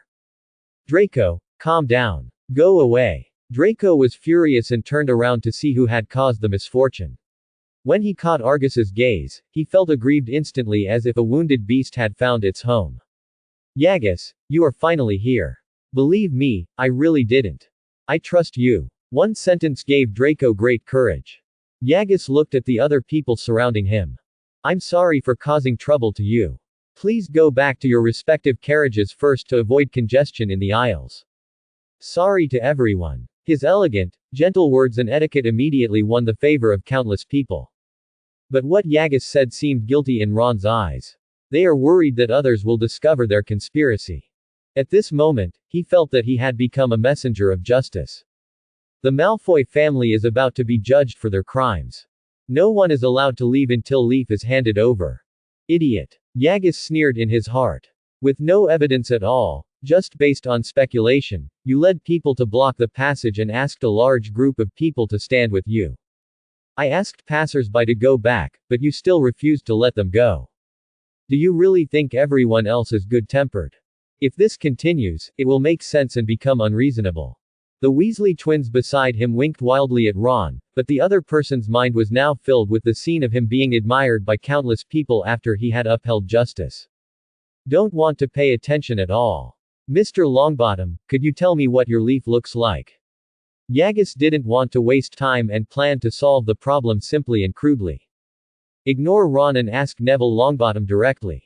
Neville blushed and stepped forward, stammering, Leaf is a toad, a golden-backed toad, with 13 pimples on his back. Okay, Mr. Longbottom, please wait a moment. Yagus took out his wand, gathered Leaf's information in his mind, and pointed the wand gently into the distance. Come on, Leaf. Whoosh. In the carriage next to him, a fat toad flew directly into Yagus' hand, causing a burst of exclamation. Flying curse. So cool. I remember, can't the flying curse only be used on inanimate dead objects? Can Argos summon living creatures? That's not necessarily true. I've seen Professor Flitwick summon a cat hiding under the bed with the flying charm. You mean, Argus is just like Professor Flitwick? Oh my god. If we can learn these things, we won't have to stretch our hands to find materials in the future. I don't dare to compare with Professor Flitwick. Argus heard the Weasley twins' discussion and explained to them. The flying curse can't only be used on dead objects, but if it is used on living objects, if you don't master the strength well, it's easy to hurt the opponent. Yagus, you are putting us seniors under great pressure. I can't use it anyway, hee hee. Fred smiled and sang along with George. Argus handed Leaf to Neville. Mr. Longbottom, see if this is your leaf. Yes, yes, yes. Neville hugged Leaf into his arms with a surprised look on his face, and raised his head with an embarrassed expression. I'm sorry, I didn't expect Leaf to be hiding in our carriage and causing you trouble. The person you should be sorry for is not me, but Draco. Argus shook his head and turned sideways to reveal Draco's figure. I'm sorry, Draco, I misunderstood you. Neville was not bullied by Draco like in the original book, so he had no prejudice against him. I feel very guilty for misunderstanding the other person's behavior. It wasn't until Draco apologized that he relaxed a little. Ron was not so lucky. He was so tough just now, but now he is so embarrassed. I can't wait to find a crack in the ground and crawl into it. Just when he was about to sneak back into the car without anyone noticing, Yagus's voice sounded. What? Mr. Weasley isn't going to apologize for your behavior just now. Yagus's words successfully diverted everyone's attention to Ron. Only then did everyone realize that Mr. Weasley, who had previously been a thief, had unknowingly arrived at the door of the carriage. Ron's eyes were dodgy when he was discovered, and he didn't look as arrogant as before. I didn't say anything wrong, why should I apologize? Who knew Lifford wasn't Malfoy who secretly sent someone to hide him in? Are you having trouble with your brain? Draco has been slandering you just now, so there is no time to send others over. Daphne didn't tolerate him and responded directly. As the sister-in-law of Draco in the original work, she is also one of the Greengrass family, one of the 28 sacred families. She and Draco have known each other since they were children. If it hadn't been for the Argus town, they would have taken action long ago. At this time, Ron was completely speechless and could only turn to his two brothers and Harry Potter for help. Fred and George were not mindless people, especially when it was clear what was right and what was wrong. Even if the Weasley family is at odds with Malfoy, they will not forcefully reverse right and wrong. Not to mention Harry. From the beginning to the end, he was reluctant to believe that Draco would do such a thing, but his ears were too soft and he believed whatever others said. Without the most popular support of the savior, Ron's face turned red. He whispered, "I'm sorry." He turned around and got into the car. "Okay everyone, the matter is settled. It depends on the time. We are almost arriving at Hogwarts. Let's go back and change clothes quickly. The prerequisite is not to get into the wrong carriage." Yagis' words caused a burst of good-natured laughter from everyone. If Yagis' image just now was elegant and powerful, now he is a little more easygoing. Hermione nudged Argus hard with her elbow to signal him not to follow the Weasley twins' bad example. "Draco, you go back to the carriage with Pansy and the others first. I have something else to say to Harry." Argus saw Neville beside Harry, and a bold idea suddenly came to his mind. How about trying to trick Harry Potter into Slytherin?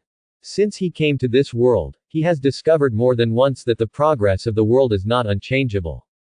Just like his father, Grindelwald. Or today's LeFou disappearance. Following this trend, it is not impossible to put Harry into Slytherin. It doesn't matter what impact it has on the world, the main thing is that it can cause trouble for Dumbledore. Moreover, having Harry under his nose makes it easier to secretly play games with Dumbledore. Just do it. After the crowd dispersed, Harry and Neville came to Argos looking dejected. "Agus, am I terrible? Hagrid said I must be Gryffindor, but I don't even have the courage to defend my friend. Me. Look at me, Harry." Argus' voice was as gentle as ever. There is never just one kind of courage. Being able to face yourself honestly is also a kind of courage. Besides, Hogwarts has more than just one house, Gryffindor. Other houses may not be suitable for you. Mr. Longbottom, for example. Hearing Argus mention him, Neville looked up in confusion. Mr. Longbottom corrects his mistakes when he knows them and can face his mistakes. This is the courage of Gryffindor. But equally, he is sincere and upright towards his friends. This is the loyalty of Hufflepuff. As one of the 28 holy tribes, he is a pure wizard. This is the blood of Slytherin. Are you saying that I have more than one college trait? Harry asked hurriedly. Certainly. But Hagrid and Ron, they all say that Gryffindor is the best house. Yagis just smiled. There is never the best college, only the college that suits you best. Gryffindor is brave and fearless, but that doesn't mean it is perfect. Just like today, Mr. Weasley, who bravely stood up to accuse Draco in order to help Neville, is a standard Gryffindor-style courage. But it is undeniable that he did not understand what happened and determined that Draco was the murderer based on his personal preferences. The consequences are obvious. Not only did Draco have been wronged, but the passage was also blocked, and many people were unable to get back to the carriage even if they wanted to. Yagis is very good at using conversation skills and can touch the other person's heart by giving examples. The important thing is that this example just happened to Harry and was his personal experience. It's easier to arouse his feelings. The verbal sequence of speech is also a focus of Yagis. Ron is Harry's friend. If he belittles him directly, it is very likely to arouse Harry's resentment and make him get twice the result with half the effort. On the contrary, the effect of increasing first and then suppressing will be much better. Harry fell silent. It was undeniable that Argus was telling the truth. When Ron accused Draco, he felt something was wrong. Unfortunately, the inferiority complex he had developed since childhood prevented him from standing up and refuting on the spot. If Argus hadn't arrived, Draco would have been wronged. He would also lose Draco as a friend completely. Yagos, which college do you think I should choose?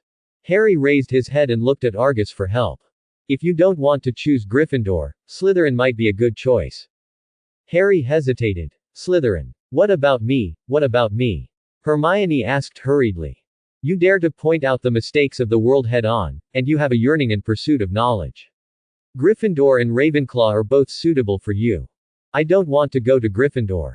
When she mentioned Gryffindor, Hermione thought of Ron's arrogant demeanor just now. I lost my good impression immediately. Neville was also hesitant. Before the disappearance of Rifle, he also yearned for Gryffindor. But now, he hesitates. The easy-going Hufflepuff may be more suitable for him than the trouble-making Gryffindor. Dee. Accompanied by the whistle of the train, the Hogwarts special train arrived at the station. Under the dark night, the old station looked like a product of the last century. Gaze at the majestic castle in the distance through the starlight. Even Yagus couldn't help but be a little excited. This is Hogwarts, Harry Potter's most classic building. The real scene looks far more shocking than the movie. Freshmen, all come to me. Come on, little guys, don't be shy. Hagrid's rich voice sounded, and his huge body stood out among the young wizards. Hagrid. Argus followed Hermione and came to Hagrid. As soon as he saw Yagus, Hagrid's face immediately showed a relieved smile. Yagus, you're here just in time. Come and help me summon the first-year wizards. They are so disobedient and always running around. No problem. Argus took out his wand and pointed it at his throat. Loud voice. He coughed twice, instantly attracting the attention of the surrounding students. First-year students, please come here and line up in 2 lines, with men on the left and women on the right. Led by Mr. Hagrid, head to Hogwarts Castle. As early as on the train, many new students noticed Yagus, a powerful and elegant young man. Unable to help but follow what he said, they quietly divided into 2 rows. Not to mention the purebloods headed by Draco and Pansy. According to previous years, these pure-blooded little wizards were the biggest thorn in the side. Now, they have long been impressed by Yagus. Not only did they not cause trouble for Hagrid, but they helped him maintain order. It would be great if you could always help me recruit new students. Hagrid sighed. He has been doing this work for many years, and today is the first time that he has assembled all the freshmen so easily. Also line up the queue neatly. This has never happened before.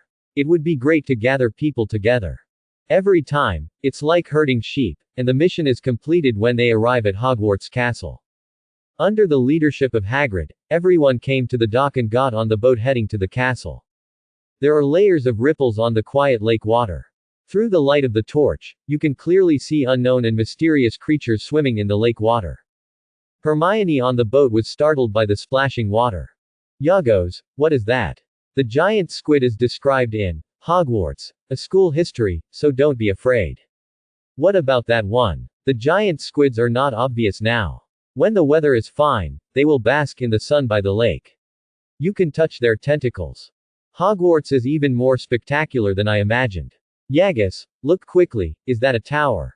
Hermione screamed from time to time, pointing at various buildings and asking Argus questions.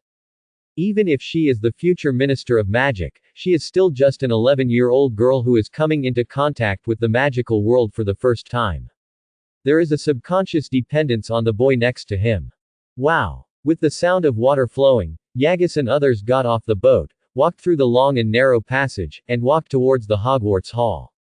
Congratulations to the host for entering Hogwarts School for the first time and obtaining the achievement, Hogwarts Freshman. Achievement Point Reward, 50. You can get bonus points when you first come, okay. The plot will officially start later, no messing around. Yagus was secretly happy and came to the castle without knowing it. At the entrance of the hall, a woman wearing a dark green robe and a black wizard hat was already waiting here. Her temperament is very similar to Vita Rosier. It is the elegance accumulated over the years. The difference is that Vita has a kind of nobility in his bones, while the woman in front of him is more serious. Welcome to Hogwarts. Okay, in a little while you will go through these doors and be with your classmates. But before taking a seat, you must first determine which college you will enter. Professor McGonagall's gentle voice continued to introduce the young wizards in front of her. The 4 houses are Hufflepuff, Gryffindor, Ravenclaw and Slytherin. While you are in school, the college is your home. Good performance will add points to the college. If someone in any college violates school rules, points will be deducted. At the end of the year, the house with the highest scores will win the House Cup for the academic year. After Professor McGonagall said this, she muttered something in a low voice. This year's little wizard is quite well behaved, unlike previous years when he was a mess. I have Yagus to help me this time. Otherwise, I wouldn't be able to control so many people. Hagrid came over, patted Argus on the shoulder, and introduced Professor McGonagall. Thank you, Yagus, you saved me a lot of trouble. Professor McGonagall looked at Yagus with appreciation. Yagus smiled modestly. This is not the result of me alone, but the result of the joint efforts of all the little wizards. Modest child, I really hope you can be sorted into Gryffindor. With you here, they will definitely be quieter. Professor McGonagall said, noticing Argus's position. Located in the center, faintly surrounded by Draco, Pansy, Theodore and others. I couldn't help but sigh and shook my head. But it seems, you are more likely to be sorted into Slytherin. Evil Slytherin. Ron muttered, attracting angry looks from countless people. Professor McGonagall frowned slightly and spoke loudly. Everything is ready, come in with me. As the door slowly opened, a gorgeous restaurant full of British style appeared in front of everyone. The long tables were filled with students from various colleges. The professor's position was relatively far away, and Yagus noticed the old man with white hair and white beard in the middle at a glance. Old B. Dumbledore. The culprit who caused his father to imprison himself in Nurmengard. Argus, look at the sky. It's the ceiling that was enchanted. I read about it in Hogwarts, a history. Hermione looked around in surprise, her eyes filled with unstoppable wonder. Hermione, what you have to consider now is which college to go to. Plenty of time to look at these ceilings. Yagus replied calmly. His mind was now filled with the previous layout on the train. From the conversation with Harry on the train, he was sure that Hermione would never enter Gryffindor again like in the original book. Based on what he knew about Neville, it was unlikely that the other party would continue to choose Gryffindor. The only one who needs attention is Harry. Dumbledore, an old man, started too early, leaving a deep impression on Harry. Even he could not guarantee that the other party would firmly refuse Gryffindor. Please wait here for a moment. Before the ceremony begins, Professor Dumbledore wants to say a few words to everyone. Professor McGonagall stood on the high platform, sideways revealing Dumbledore in the center. Yagus's eyes were uncontrollable, staring straight at him. Level 7 occlumency operates subconsciously. Dumbledore did the same, noticing him when he first entered. When Yagus's name appeared on the Book of Access, he hesitated for a long time, but finally chose to send the owl. I thought the other party would choose Durmstrang. Never thought. The same blonde hair, the same blue eyes, the same support from others, reminded him of that old friend from back then. Professor Dumbledore, Professor Dumbledore. McGonagall noticed Dumbledore's absence and whispered a reminder. I'm sorry, little wizards, please forgive an old man for being distracted. I have a few things to announce for the start of school. Dumbledore stood up and looked away from Argus. First-year students, please note that our school strictly prohibits any students from entering the Forbidden Forest. In addition, our administrator, Mr. Filch, asked me to remind you that the corridor on the third floor and the corridor on the right are also forbidden areas. If you don't want to die miserably, don't go. Thanks. Students whose names are called, please come to the front. Professor McGonagall took out a piece of parchment, stood behind the sorting hat, and read out the first name. Hannah Abbott. Argus looked forward. A blonde girl walked up to the stool and put the sorting hat on her head. Hufflepuff. The sorting hat shouted, and excited shouts came from Hufflepuff's long table. A system prompt came from Yagus's mind. Congratulations to the host for witnessing the appearance of the first sorter and obtaining the achievement, the birth of the Iron Hat King. Achievement point reward, 50. For Harry Potter fans, the protagonist will change and the heroine will change. The only thing that remains unchanged is this Iron Hat King. If I remember correctly, Hannah Abbott should be Neville's future wife. If Neville is assigned to Hufflepuff, I wonder if their development progress will be faster. While Argus was thinking, Professor McGonagall had already called Neville's name. Neville Longbottom. Neville's steps were frivolous, and he was not used to this kind of scene where countless people were paying attention to him. Different from the previous ones, the sorting hat seemed to be deep in thought and communicating with him. Are you sure about your choice? I'm sure. Okay. Hufflepuff. The long table of Hufflepuff was greeted with cheers again, with only Dumbledore frowning slightly. Seems to be confused. If I remember correctly, both Mr. Longbottom's parents graduated from Gryffindor, right? I didn't expect him to come to Hufflepuff. Professor Sprout is a fat, silver-haired lady with a kind smile. She can't help but smile when she sees students assigned to her college one after another. Next, Hermione Granger. Upon hearing her name, Hermione took a deep breath and stood up. Hermione, don't be nervous. Trust yourself. Hermione cheered herself up, looked back at Argus, put on the sorting hat and sat on the stool. She's mentally ill and looks weird. Ron clearly remembered that the girl who had been following Argus had secretly whispered bad things in Harry's ear while she was being sorted. He originally thought Harry would agree, but he didn't expect that the other person would look at him slightly dissatisfied. Yagus glanced at him coldly. Feeling the pressure from his eyes, Ron, who was already suffering from psychological shadow, didn't even dare to raise his head. Huddled up behind Harry, acting like a coward. Mr. Weasley, it's not a good habit to speak ill of others behind their backs. Professor McGonagall was standing not far away from the two of them. How could she, being upright, tolerate such a thing? He immediately warned, which attracted many people's attention. At this moment, the Sorting Hat's voice sounded, with a hint of helplessness in his tone. Well, I don't know why, this year's freshmen always have their own ideas. So, Ravenclaw. Hermione cheered, gave Argus a show-off look, and skipped towards the Ravenclaw table. As soon as I sat down, I started chatting with the senior sister next to me. Several people's eyes peeked at Yagus from time to time. Two of them, I just want to know, without Hermione, how can Harry and Ron, two guys who can't even put together half a brain, fight against Voldemort? So far, Yagus is quite satisfied with his results on the train.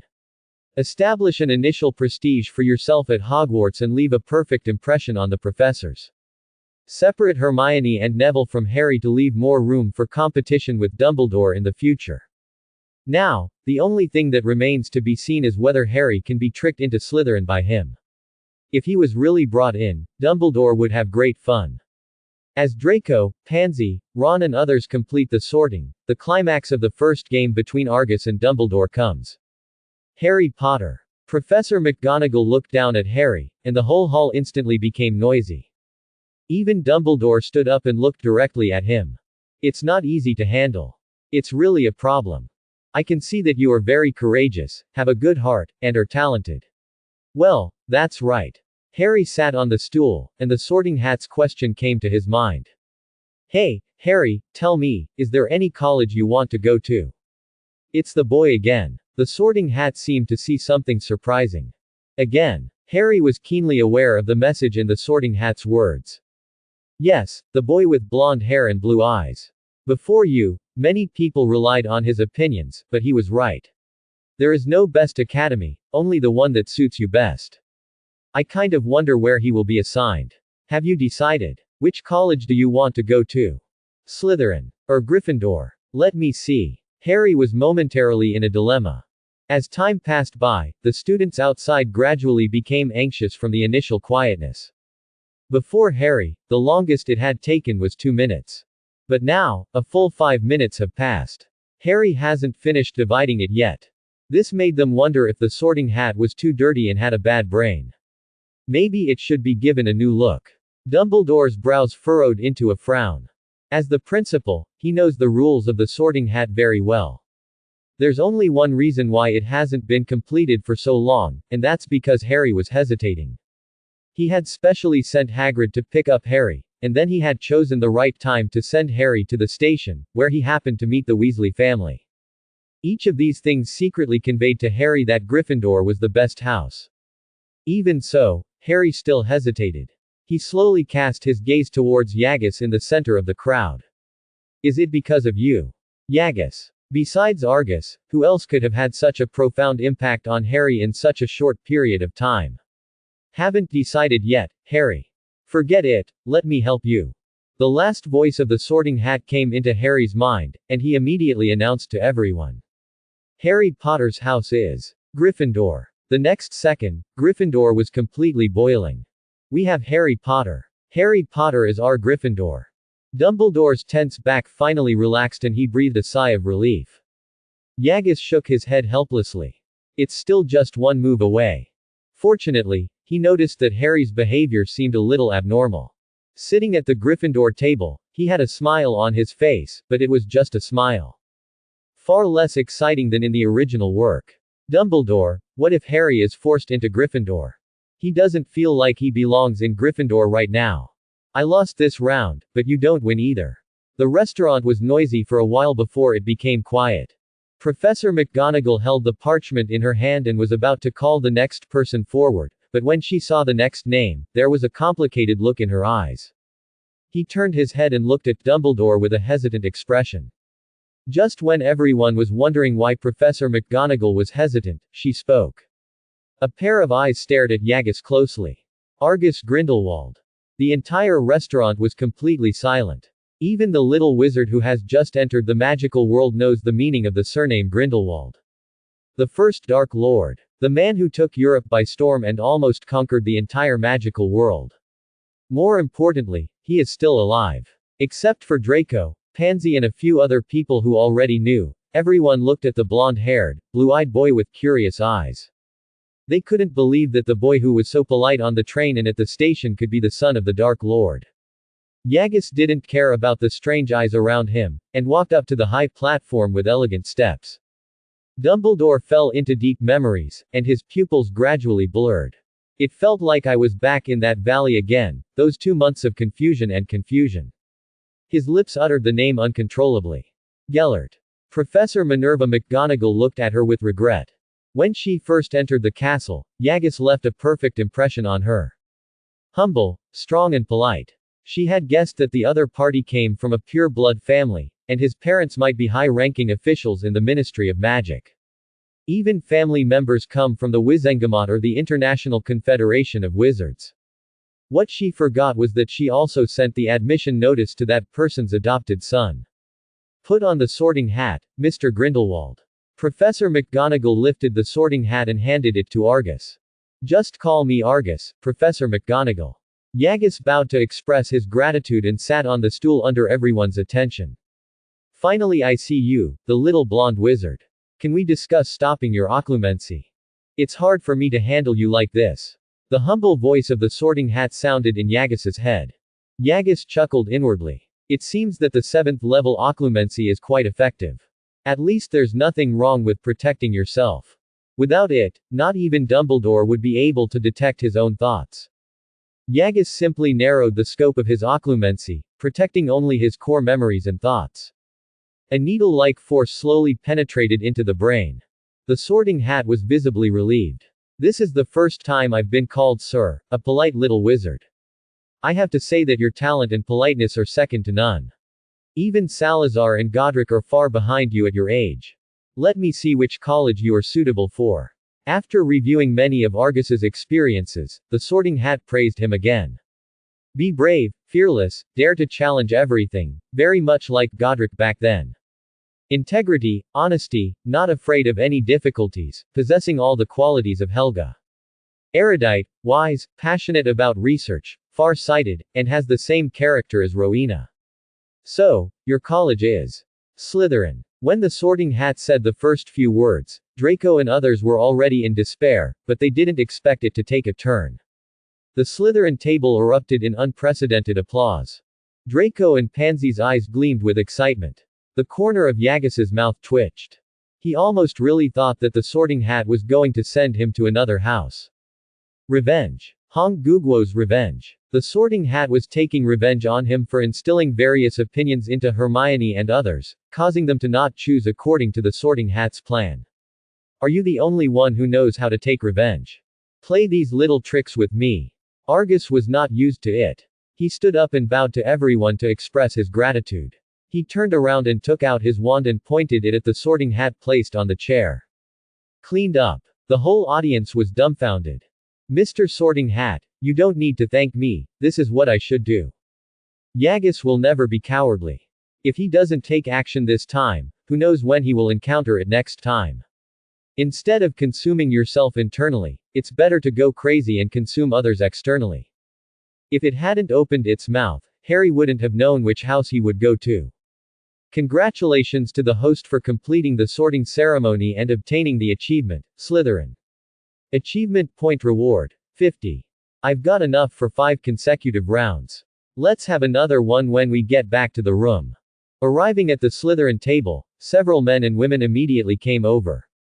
Wency roll, nice to meet you, Yagus. Marcus Flint. The 28 sacred tribes, from the Flint family. A strong man who resembled a chimpanzee came over and stretched out his hand towards Yagus. Before he could finish speaking, several girls pushed him aside. The eyes that look at Yagus keep shining with gold stars. Gellert Grindelwald was a top male actor when he was young, and Argus is almost the same model as him. What little girl can stand it? A casual word is enough to excite them for a long time.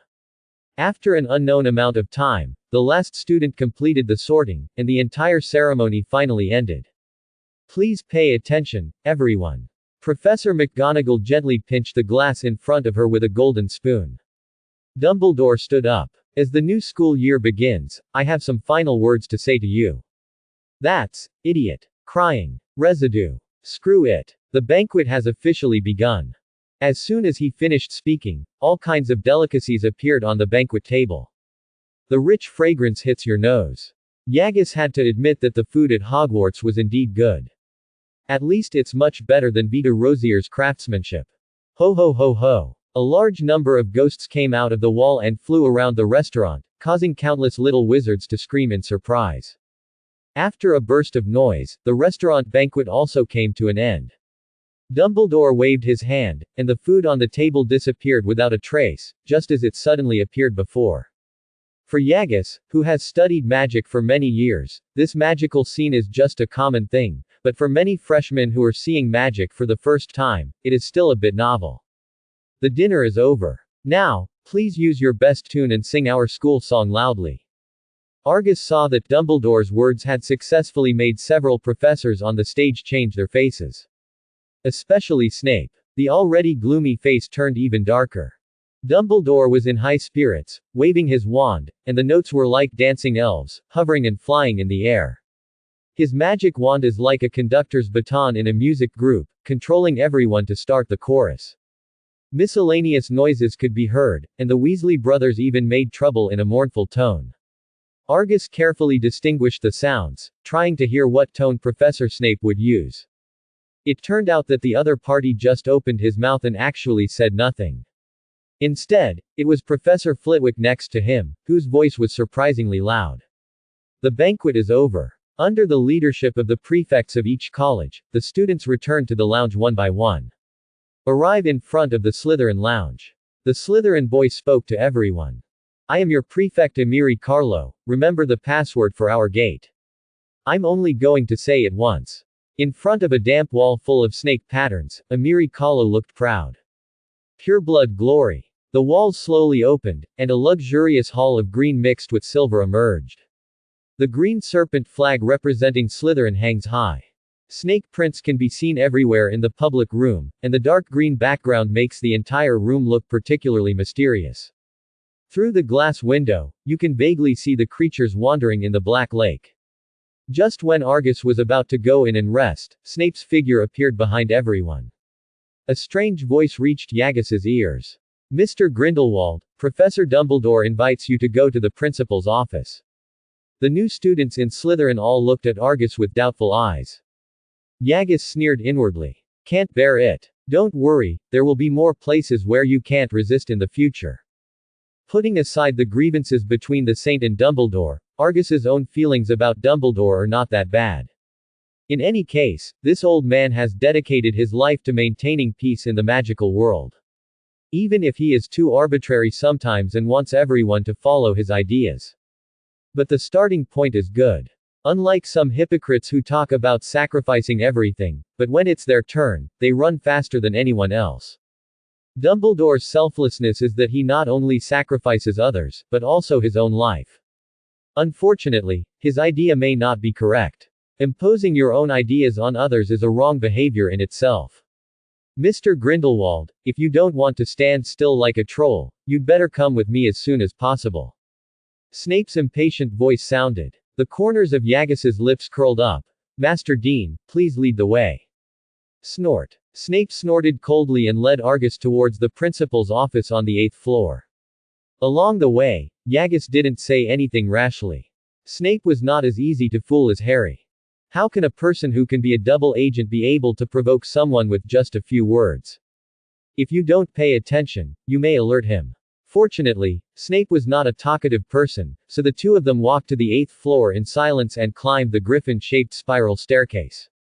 Sizzling honey candy. The stone beast opened the door and the two walked into the principal's room.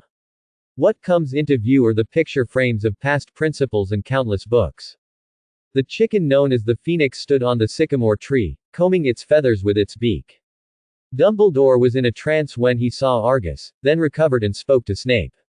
Excuse me, Severus. Oh, I hope a certain headmaster can eat less sweets, so that his poor potions professor will have less work to do.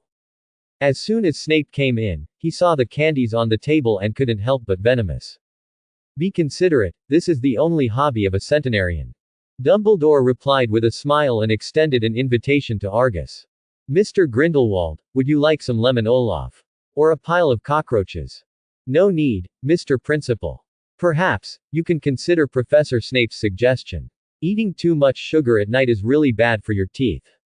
Especially for a centenarian. Argus, who possesses the 7th level of occlumency, did not show much fear of Dumbledore. If it was Voldemort standing across from him, he might have to think about how to escape. Dumbledore can speak freely and boldly. It is much better to deal with a well-behaved old man than a madman. Even though this old man is terrifyingly powerful. Severus, if you have nothing to do, you should go to the Slytherin lounge first. According to Slytherin tradition, the election for chief is about to begin. I knew this Lao Dang had no good intentions. Yagus sneered inwardly. Didn't you deliberately call me to the principal's office at this time just to disqualify me from competing for the chief position? Not being able to become the chief means that my reputation in Slytherin has been greatly reduced. By supporting this chief executive, we can also train someone to compete with me.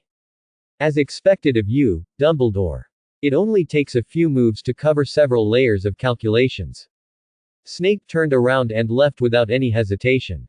Mr. Grindelwald, take a seat. Dumbledore said slowly. What would you like to drink? How about British black tea? Okay, thank you, Mr. Principal. Yagus smiled with a smile on his face. I really envy you that you can enjoy life anytime and anywhere, unlike my father. He should be about the same age as you. He is alone on a high tower. No one talked to him, and he only had a meager meal every day. He could only stay in his room quietly, staring blankly at the letter in his hand. I once asked him why he never saw a reply. He didn't speak, he just looked into the distance in silence.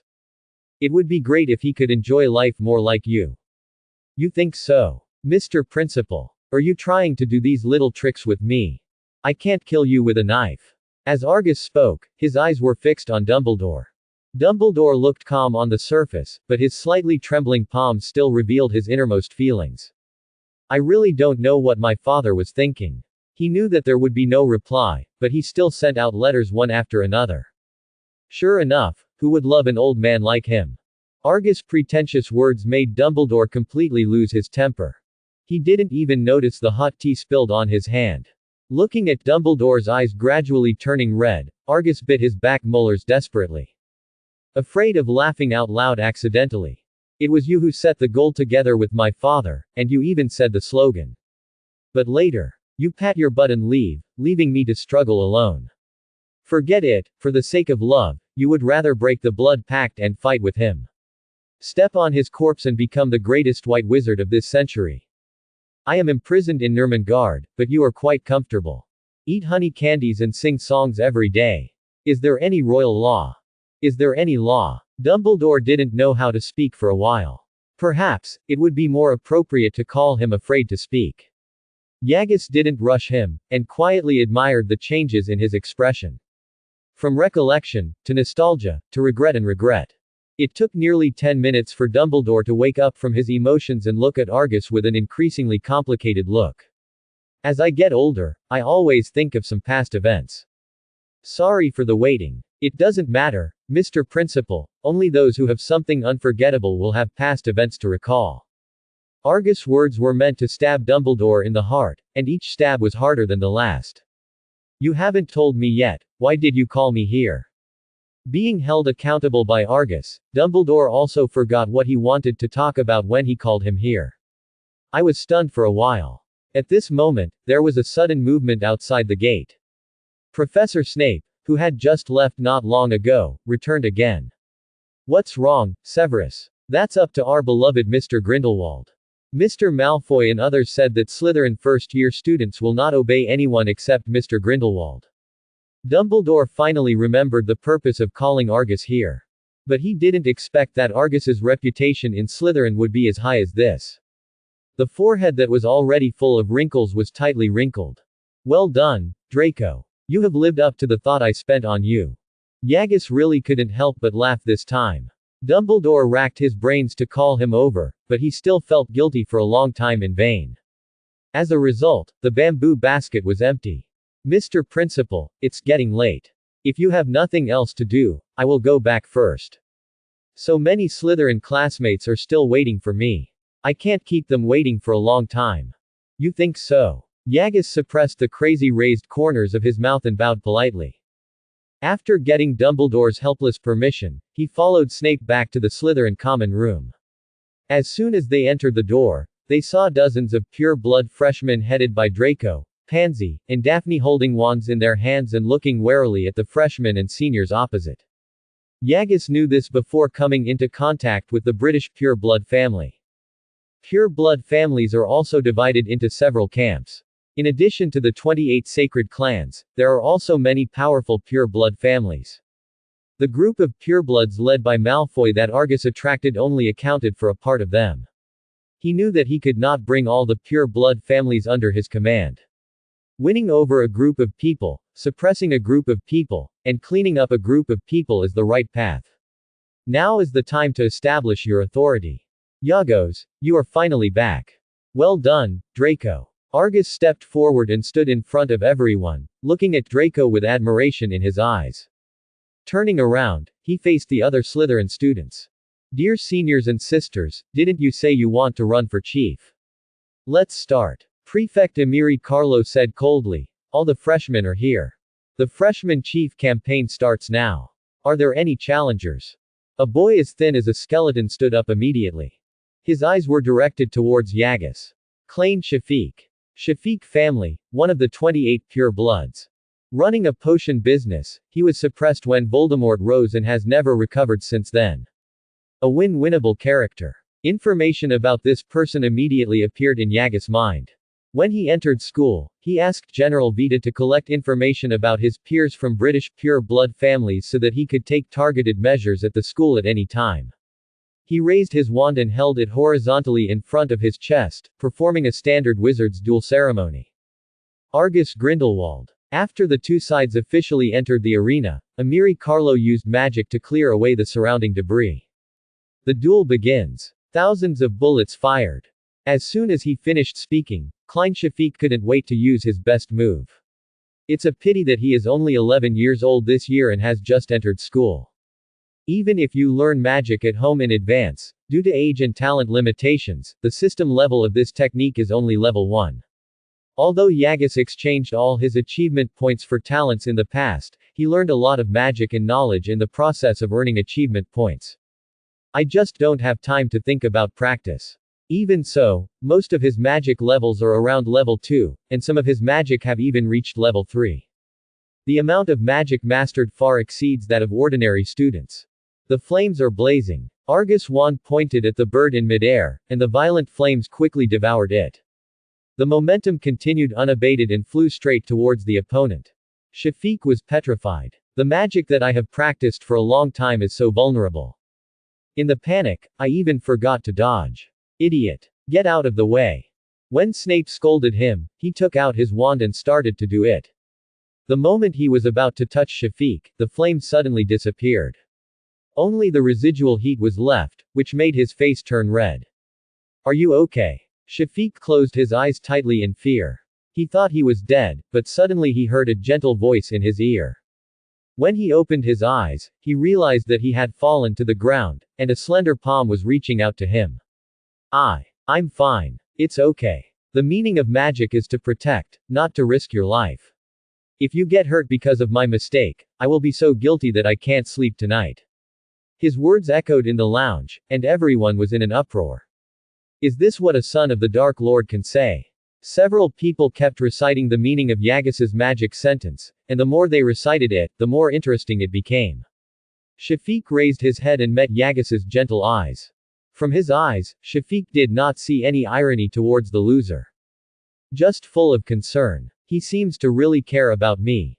Before that, Shafiq's impression of Yagis was that of the son of the Dark Lord, an evil wizard. When he came forward, he was ready to go to St. Mungo's hospital. As a result, not only was I not harmed at all, but I also received sincere care from the other party. Thinking that he had been dissatisfied just now because of Yagis's delay in coming. Shafiq couldn't help but feel a deep sense of guilt in his heart.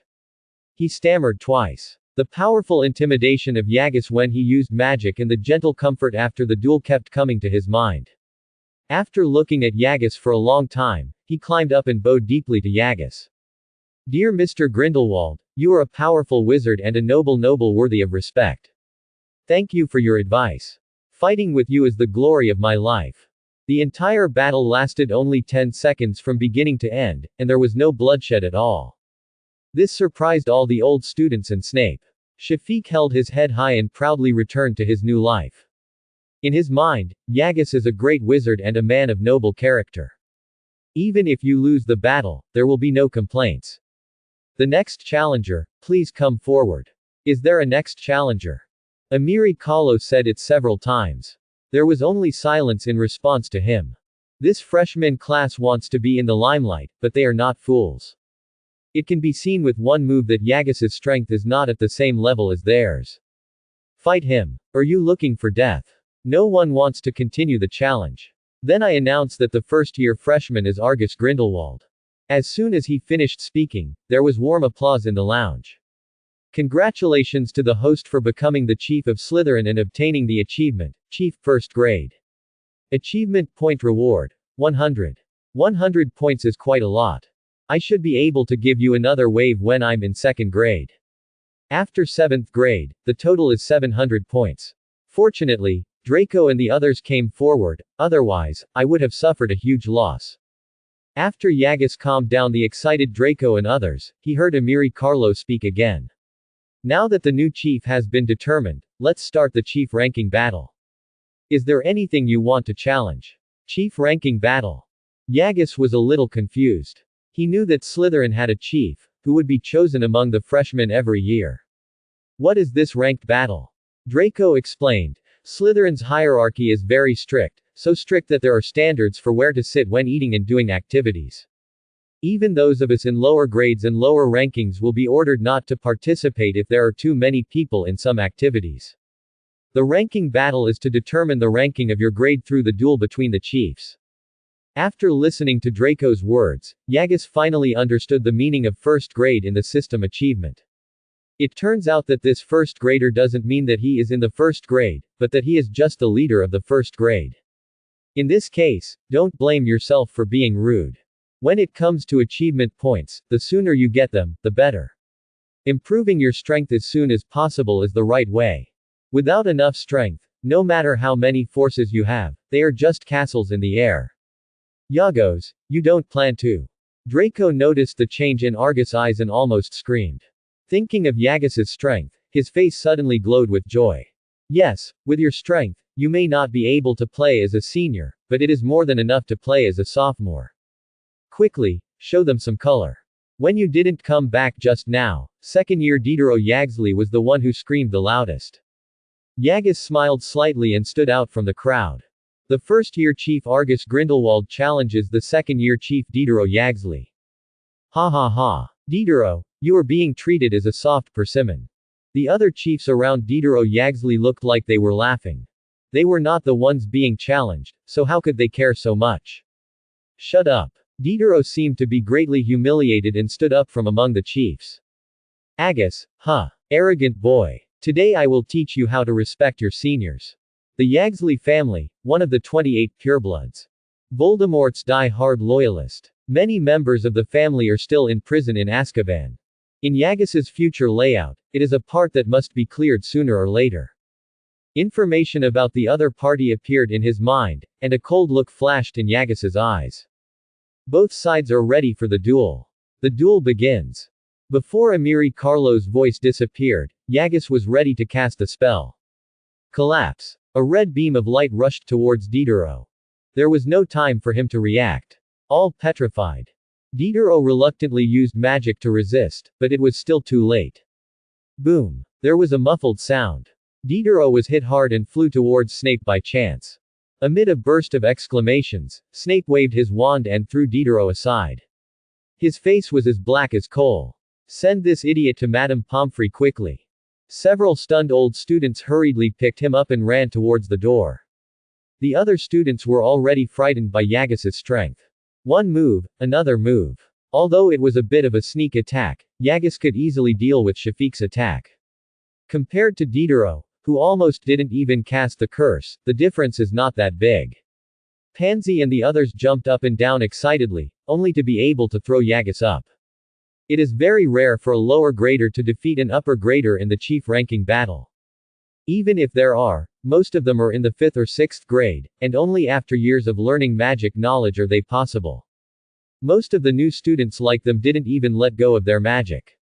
Defeat the senior. Never thought about it. Yagis, it's worthy of you. Draco was extremely excited, as if he was the one who defeated Diderot.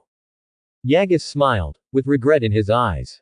If he wasn't in front of so many people and in Hogwarts, he would definitely not let the other person go. Being able to become the leader of the grade proves that the other person's talent and hard work are among the best among his peers.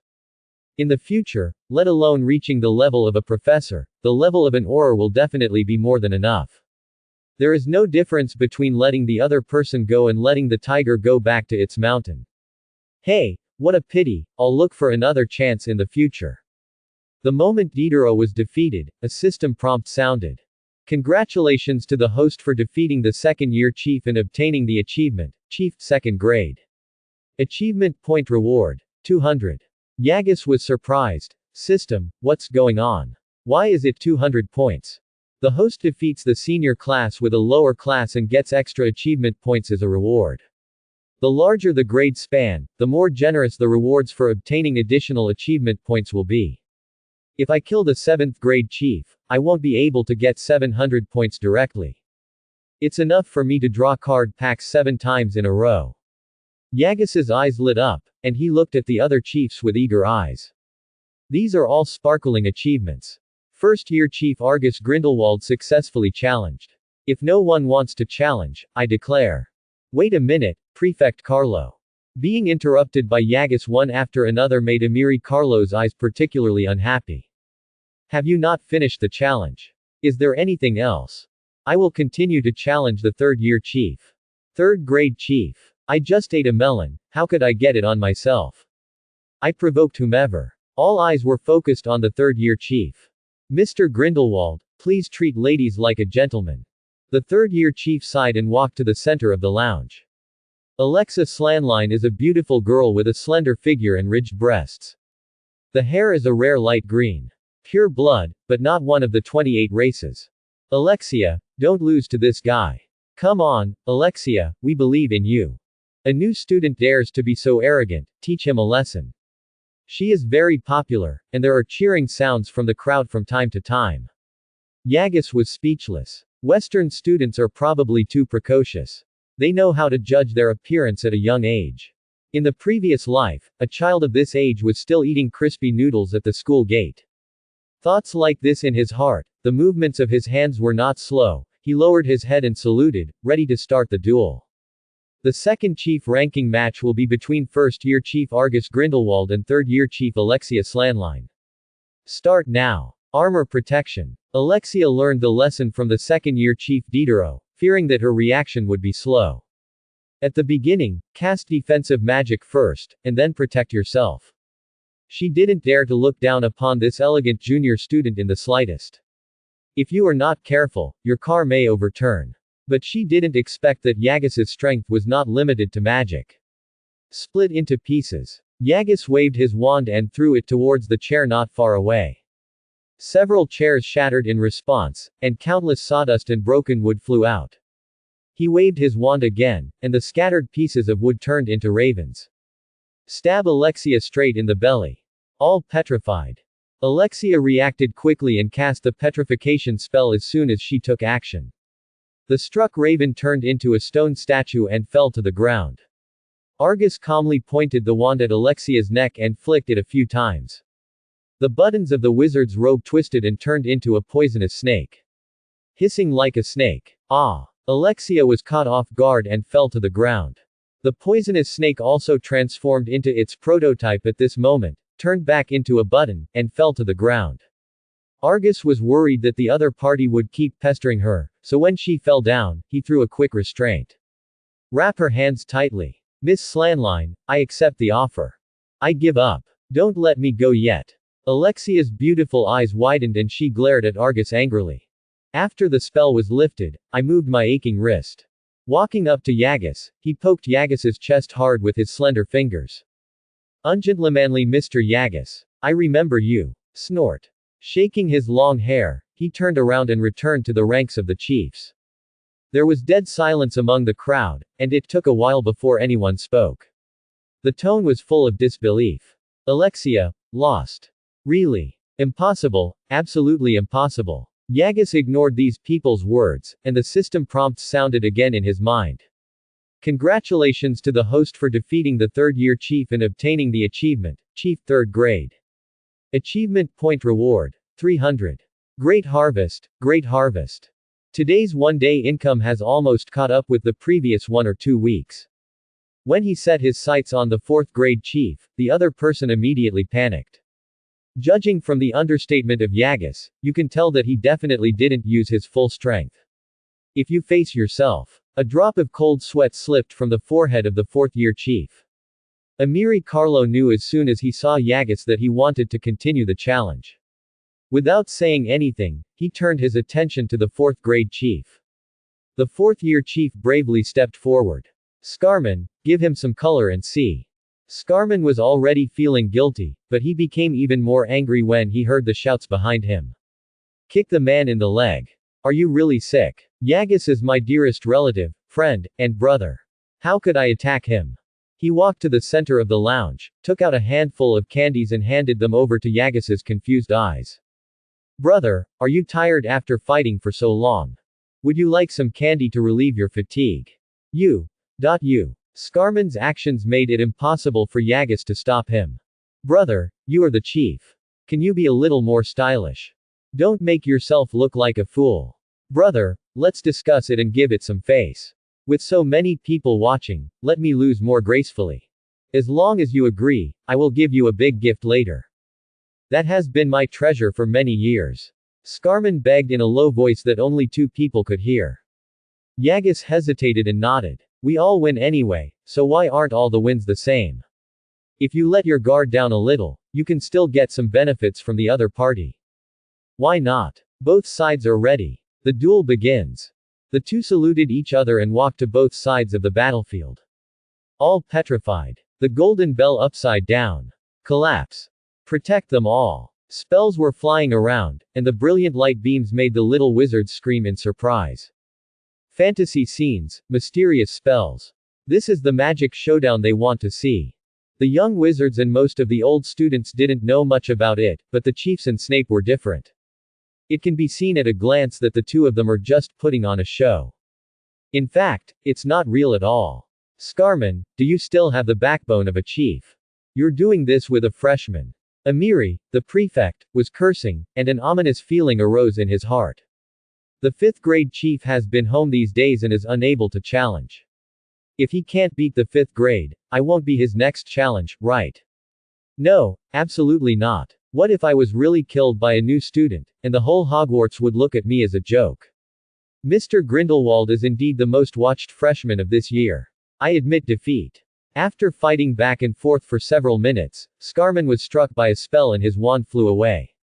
He saluted generously and admitted that he was inferior to others.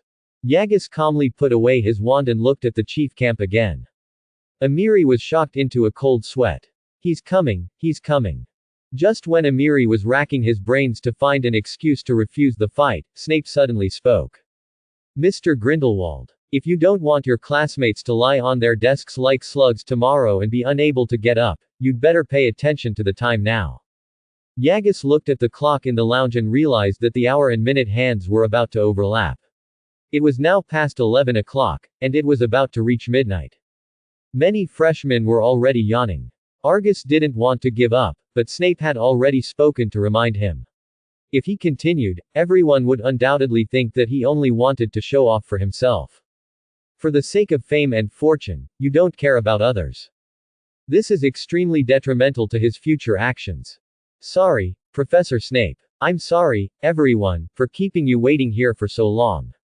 Yagus bowed deeply to everyone to apologize. It's okay, it's okay. The battle for the chief position has been like this every year. Today's chief battle ends here.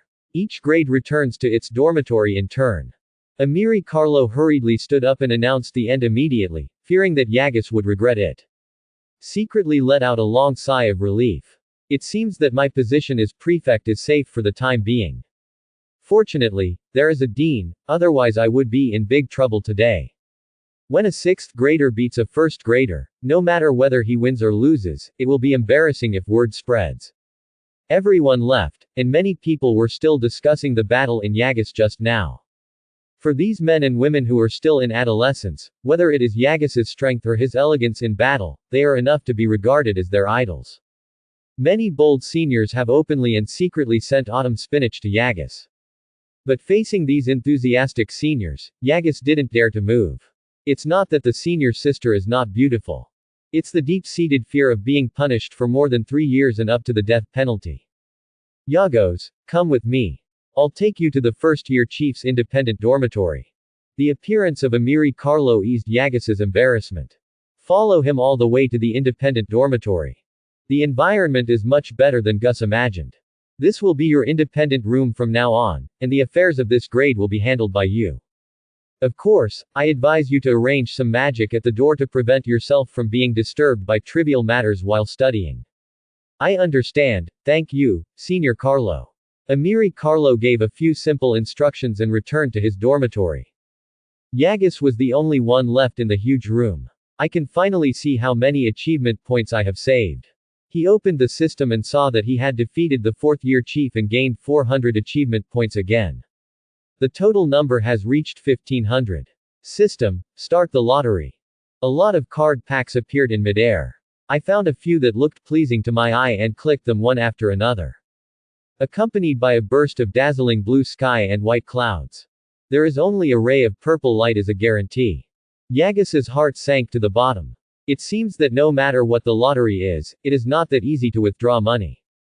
Congratulations to the host for obtaining obstacles level 2, fluorescent flashes level 1, thunderbolt explosion level 2, shattered bones level 3, falling to the ground level 2, armor protection level 3, forgetting everything empty level 2, healing as before level 3, flying sand and rocks level 3. Congratulations to the host for obtaining Expelliarmus level 5. Current remaining achievement points 500. It is detected that the host has mastered some magic spells. Do you want to choose fusion?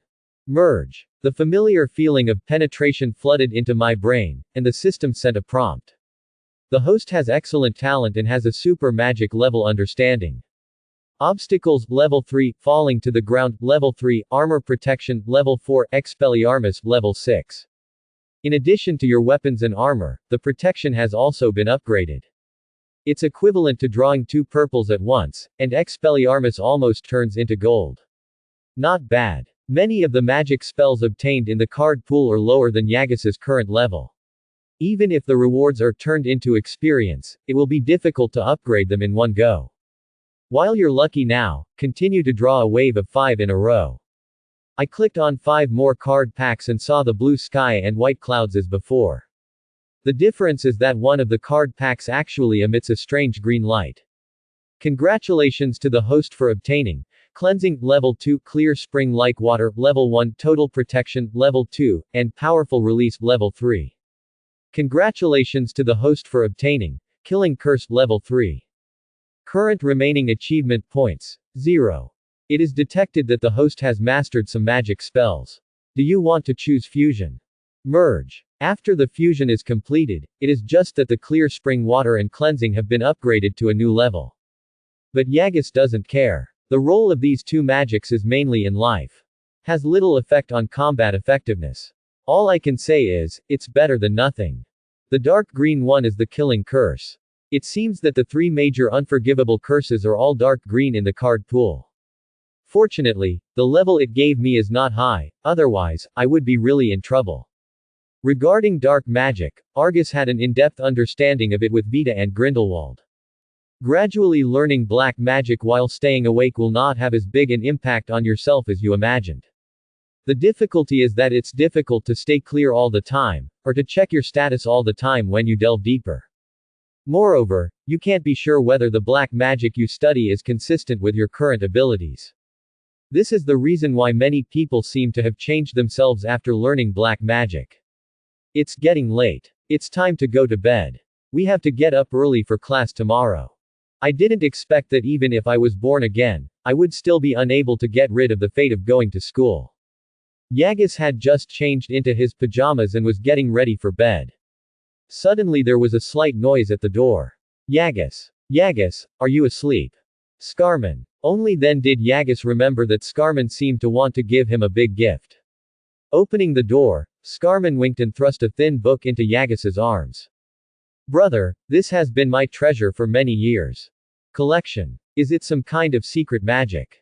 Yagus opened one suspiciously, and his eyes widened at the exciting picture he saw. This is. Shish. Keep your voice down. Scarman covered Yagus's mouth, and the smile on his face became more and more obscene. How is it? Is it interesting? Let me tell you, my friend asked me for it for a long time and I didn't give it to him. This time we are clear. I hope you can get out of bed tomorrow. I should have thought of what good things these little brats could do. Just this magazine. My grandma's bikini reveals more than hers. However, Yagus considered that the current era was far less open than later generations, so he no longer hesitated. Just stuff the magazine under the pillow and fall asleep. He slept soundly. But on the 8th floor of Hogwarts, someone couldn't sleep. In the principal's office, Dumbledore took a few pieces of letter paper and read them over and over again. The trembling palms hinted at his heart. Gellert, I'm sorry, I really didn't expect you to live like this. If possible, I would rather. He leaned on the bench, as if he had lost all his strength. Now he seems to be just an ordinary, decadent old man. Longing for the company of relatives and lovers. It took a long time for him to wake up from his sadness. Whispering softly, you really gave me a difficult problem. This kid is exactly the same as you back then. No, even better than you were back then. What should I do? Gellert. At this time, on the high tower of Nurmengard, an old man with white hair and strange eyes is lying on a recliner. Enjoy a comfortable starlit bath. The next morning. Yagus didn't want to think of it so early, but his biological clock prevented him from continuing to sleep. Reluctantly, I cleaned myself up and headed to the Hogwarts restaurant. After walking into the restaurant and briefly saying hello to Draco and others, Yagus walked in the direction of Amiri Carlo and others. Yagos. At the long Gryffindor table, Harry saw his friend arriving and waved his hand to greet him. Hey, Harry, don't be so impatient. Now is not the time to say hello to your best friend. Percy sat not far from Harry and pressed his hand down. Why? We'll explain it to you. George and Fred emerged from nowhere and pushed Ron beside Harry aside. Every year on the night when freshmen are admitted, Slytherin will use a duel to select the chief freshman. Each chief will decide the chief ranking through the chief ranking battle. Wait until the next day and announce the battle situation to other colleges through the restaurant rankings. This is a big event, didn't you see? Many professors are also paying attention secretly. Fred pointed to the professor's chair. As expected, Harry saw Flitwick and Professor McGonagall talking while looking towards the Slytherin table. Well, according to previous years, there will definitely be a lot of people running for Slytherin's chief election. Maybe we can take this opportunity to get some startup funds. It's a pity that your good friend is too strong. He is so strong that even the trolls know that he will be the leader of Slytherin. George sighed and made funny expressions, which made countless people laugh. I just don't know if there will be any change in the top ranking this year. It's not like you don't know Argus' strength. I heard that Diderot stayed at Madame Pomfrey's place last night. Fred seemed to remember something and looked at Ron maliciously. Hey, Ronnie, do you want to make a bet with your dear brother? What to bet on? Ron had been tricked so many times by his own brother that he became wary as a reflex. Let's bet on what position Yagus can reach this time. If you win, I will help you write your potions homework this week. If you lose, just lend me your bonbon for 2 days. Ahem. Before Ron could speak, Percy coughed twice. Remind a few people that you are still here. Are you sure you're just playing for 2 days? Ron had been tricked out of his psychological shadow and tightly covered his pockets. He knew that his two brothers had always needed experimental materials. But the gold galleons in their pockets are not enough for them to buy pets. One can imagine the purpose of borrowing bonbon. But the Weasley twins finally found an opportunity, so how could they give up so easily? Fred's expression was bewildered. Little Ronnie, think about it, that's a week's worth of potions homework. If you win, you can play with confidence for a week. With me here, you may be able to get a few big O's in your potions homework. Think about it, when you get your grades, the envious eyes of the classmates around you. Fred and George sang along, and Ron was stunned for a while. Ron looked at Argus walking towards the Slytherin table and thought of Fred's words just now. Someone spent the night at Madame Pomfrey's. There was a burst of joy in my heart. Stupid Odojiong. You have already told me the answer, and you still dare to bet with me. This time I want to get back everything I lost. He slapped the table and sounded extremely confident. As if afraid that others wouldn't hear. It's a bet. I bet he can play until the 2nd grade. You can't choose the same thing as me. George and Fred looked at each other, with the corners of their mouths raised crazily. Stupid Auto. After being cheated for so many years, I still don't have a long memory. How could we do a losing business? Last night when they were eating secretly in the Hogwarts kitchen, they heard several Slytherin classmates talking about finding an opportunity to teach Argus a lesson. If Yagus hadn't killed the opponent's chief, how could they have said such a thing? The two confident people said in unison, of course. We bet Yagus can play until the 3rd grade. Harry, you be the notary. Aye. Harry looked at Ron, then at the Weasley twins, and nodded hesitantly. Not far away. Yagus did not hear the conversation between them. Walk straight towards Amiri Carlo's position. The chief's seat is at the front of the long table. Many people were eating with their mouths, but their eyes glanced at the Slytherin table from time to time. Obviously curious about what position Yagus can play. Phileas, where do you think Argus can be ranked? Professor McGonagall has always paid close attention to Argus. Hearing the bet between the Weasley twins, I couldn't help but feel a little curious. I was in the lounge and heard from a new student in Ravenclaw that he once used a flying spell to recall Mr. Longbottom's pet on the carriage. 2nd and 3rd graders can't do that. Professor Flitwick has no prejudice against Grindelwald. He appreciates the other person's talent more than Yagus's life experience. Really? So, do you think he can reach the 3rd grade position? Professor Flitwick thought for a while. It's almost time for 3rd grade. He is only 11 years old this year. Even if he has been exposed to magic since childhood, his own magic power is not too strong. I also think 3rd grade is about the same. While the two were talking, Argus had already passed through the Slytherin table and arrived at the seat belonging to the chief.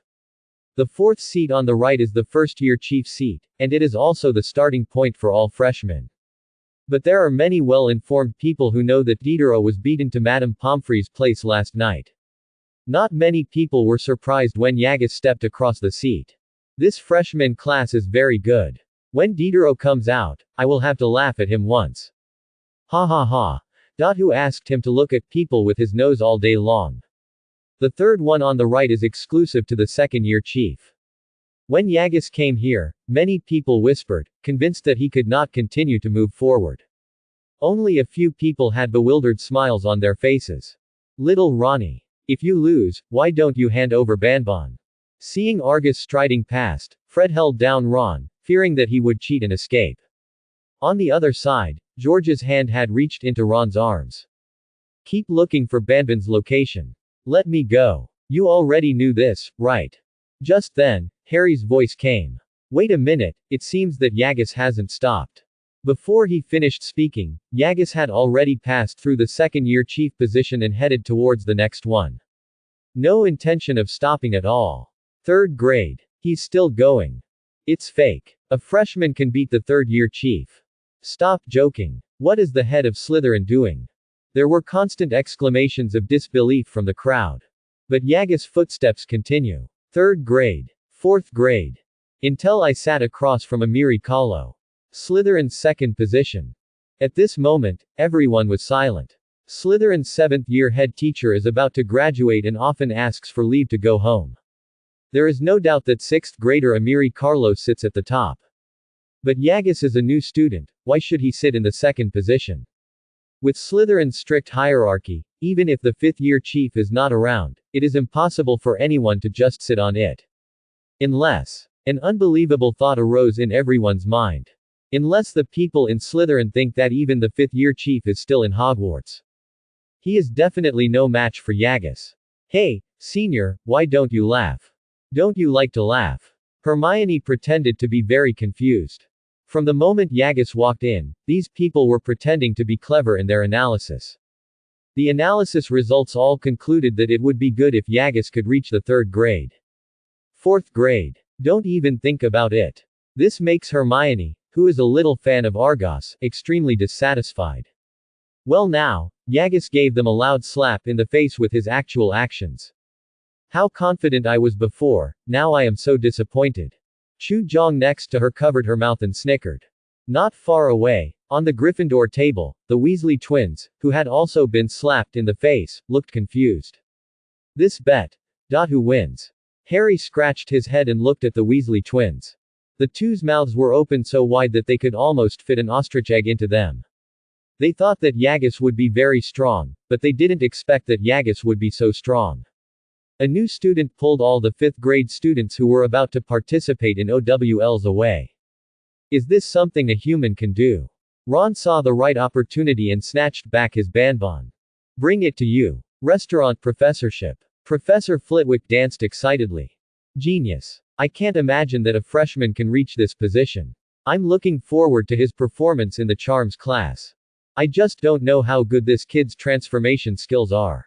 I hope it can be as outstanding as his magic talent. Don't worry, Minerva. Although I haven't had much contact with him, I can tell that he is a very smart child. Professor Flitwick tried hard to smooth out the wrinkles in his clothes caused by strenuous exercise, and continued. A child like this will definitely be able to see the importance of transfiguration at a glance. I hope so. Professor McGonagall had mixed feelings. As a teacher, a talented student is as attractive to her as the Quidditch game. She looked forward to Yagus's talents. But he was worried that Argos's talent was only in charms, and he knew nothing about transfiguration.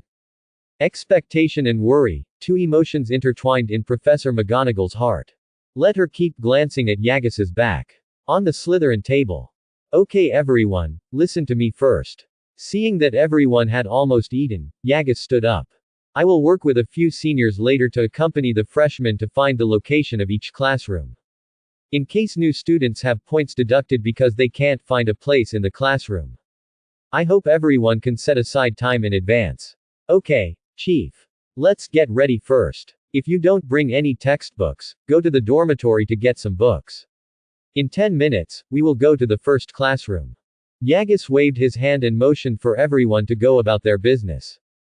By the time he led everyone in Slytherin to the Transfiguration classroom, many people in Gryffindor were already seated. A group of people were laughing and joking, but no one paid attention to the tabby cat on the podium.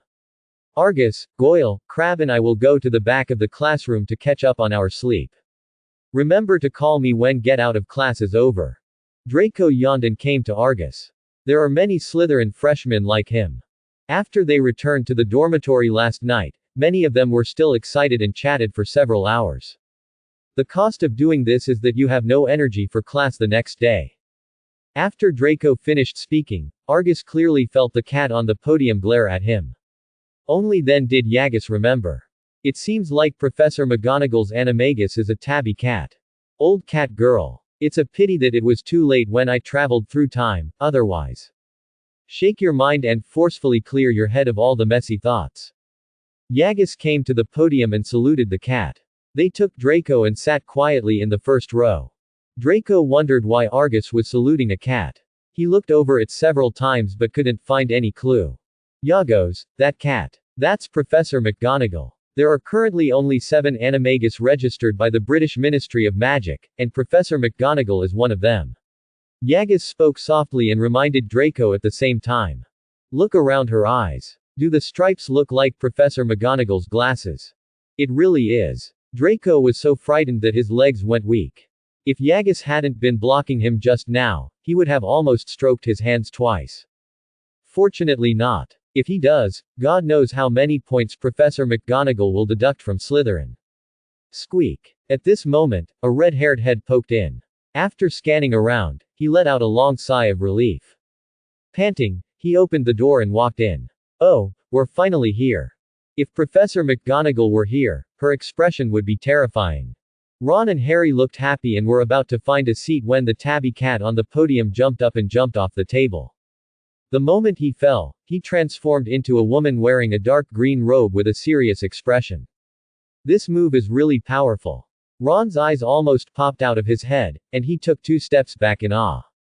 Professor McGonagall said expressionlessly, "Thank you for your comment, Mr. Weasley. Perhaps I should turn Mr. Potter and you into a pocket watch, so that at least one of you two can keep time."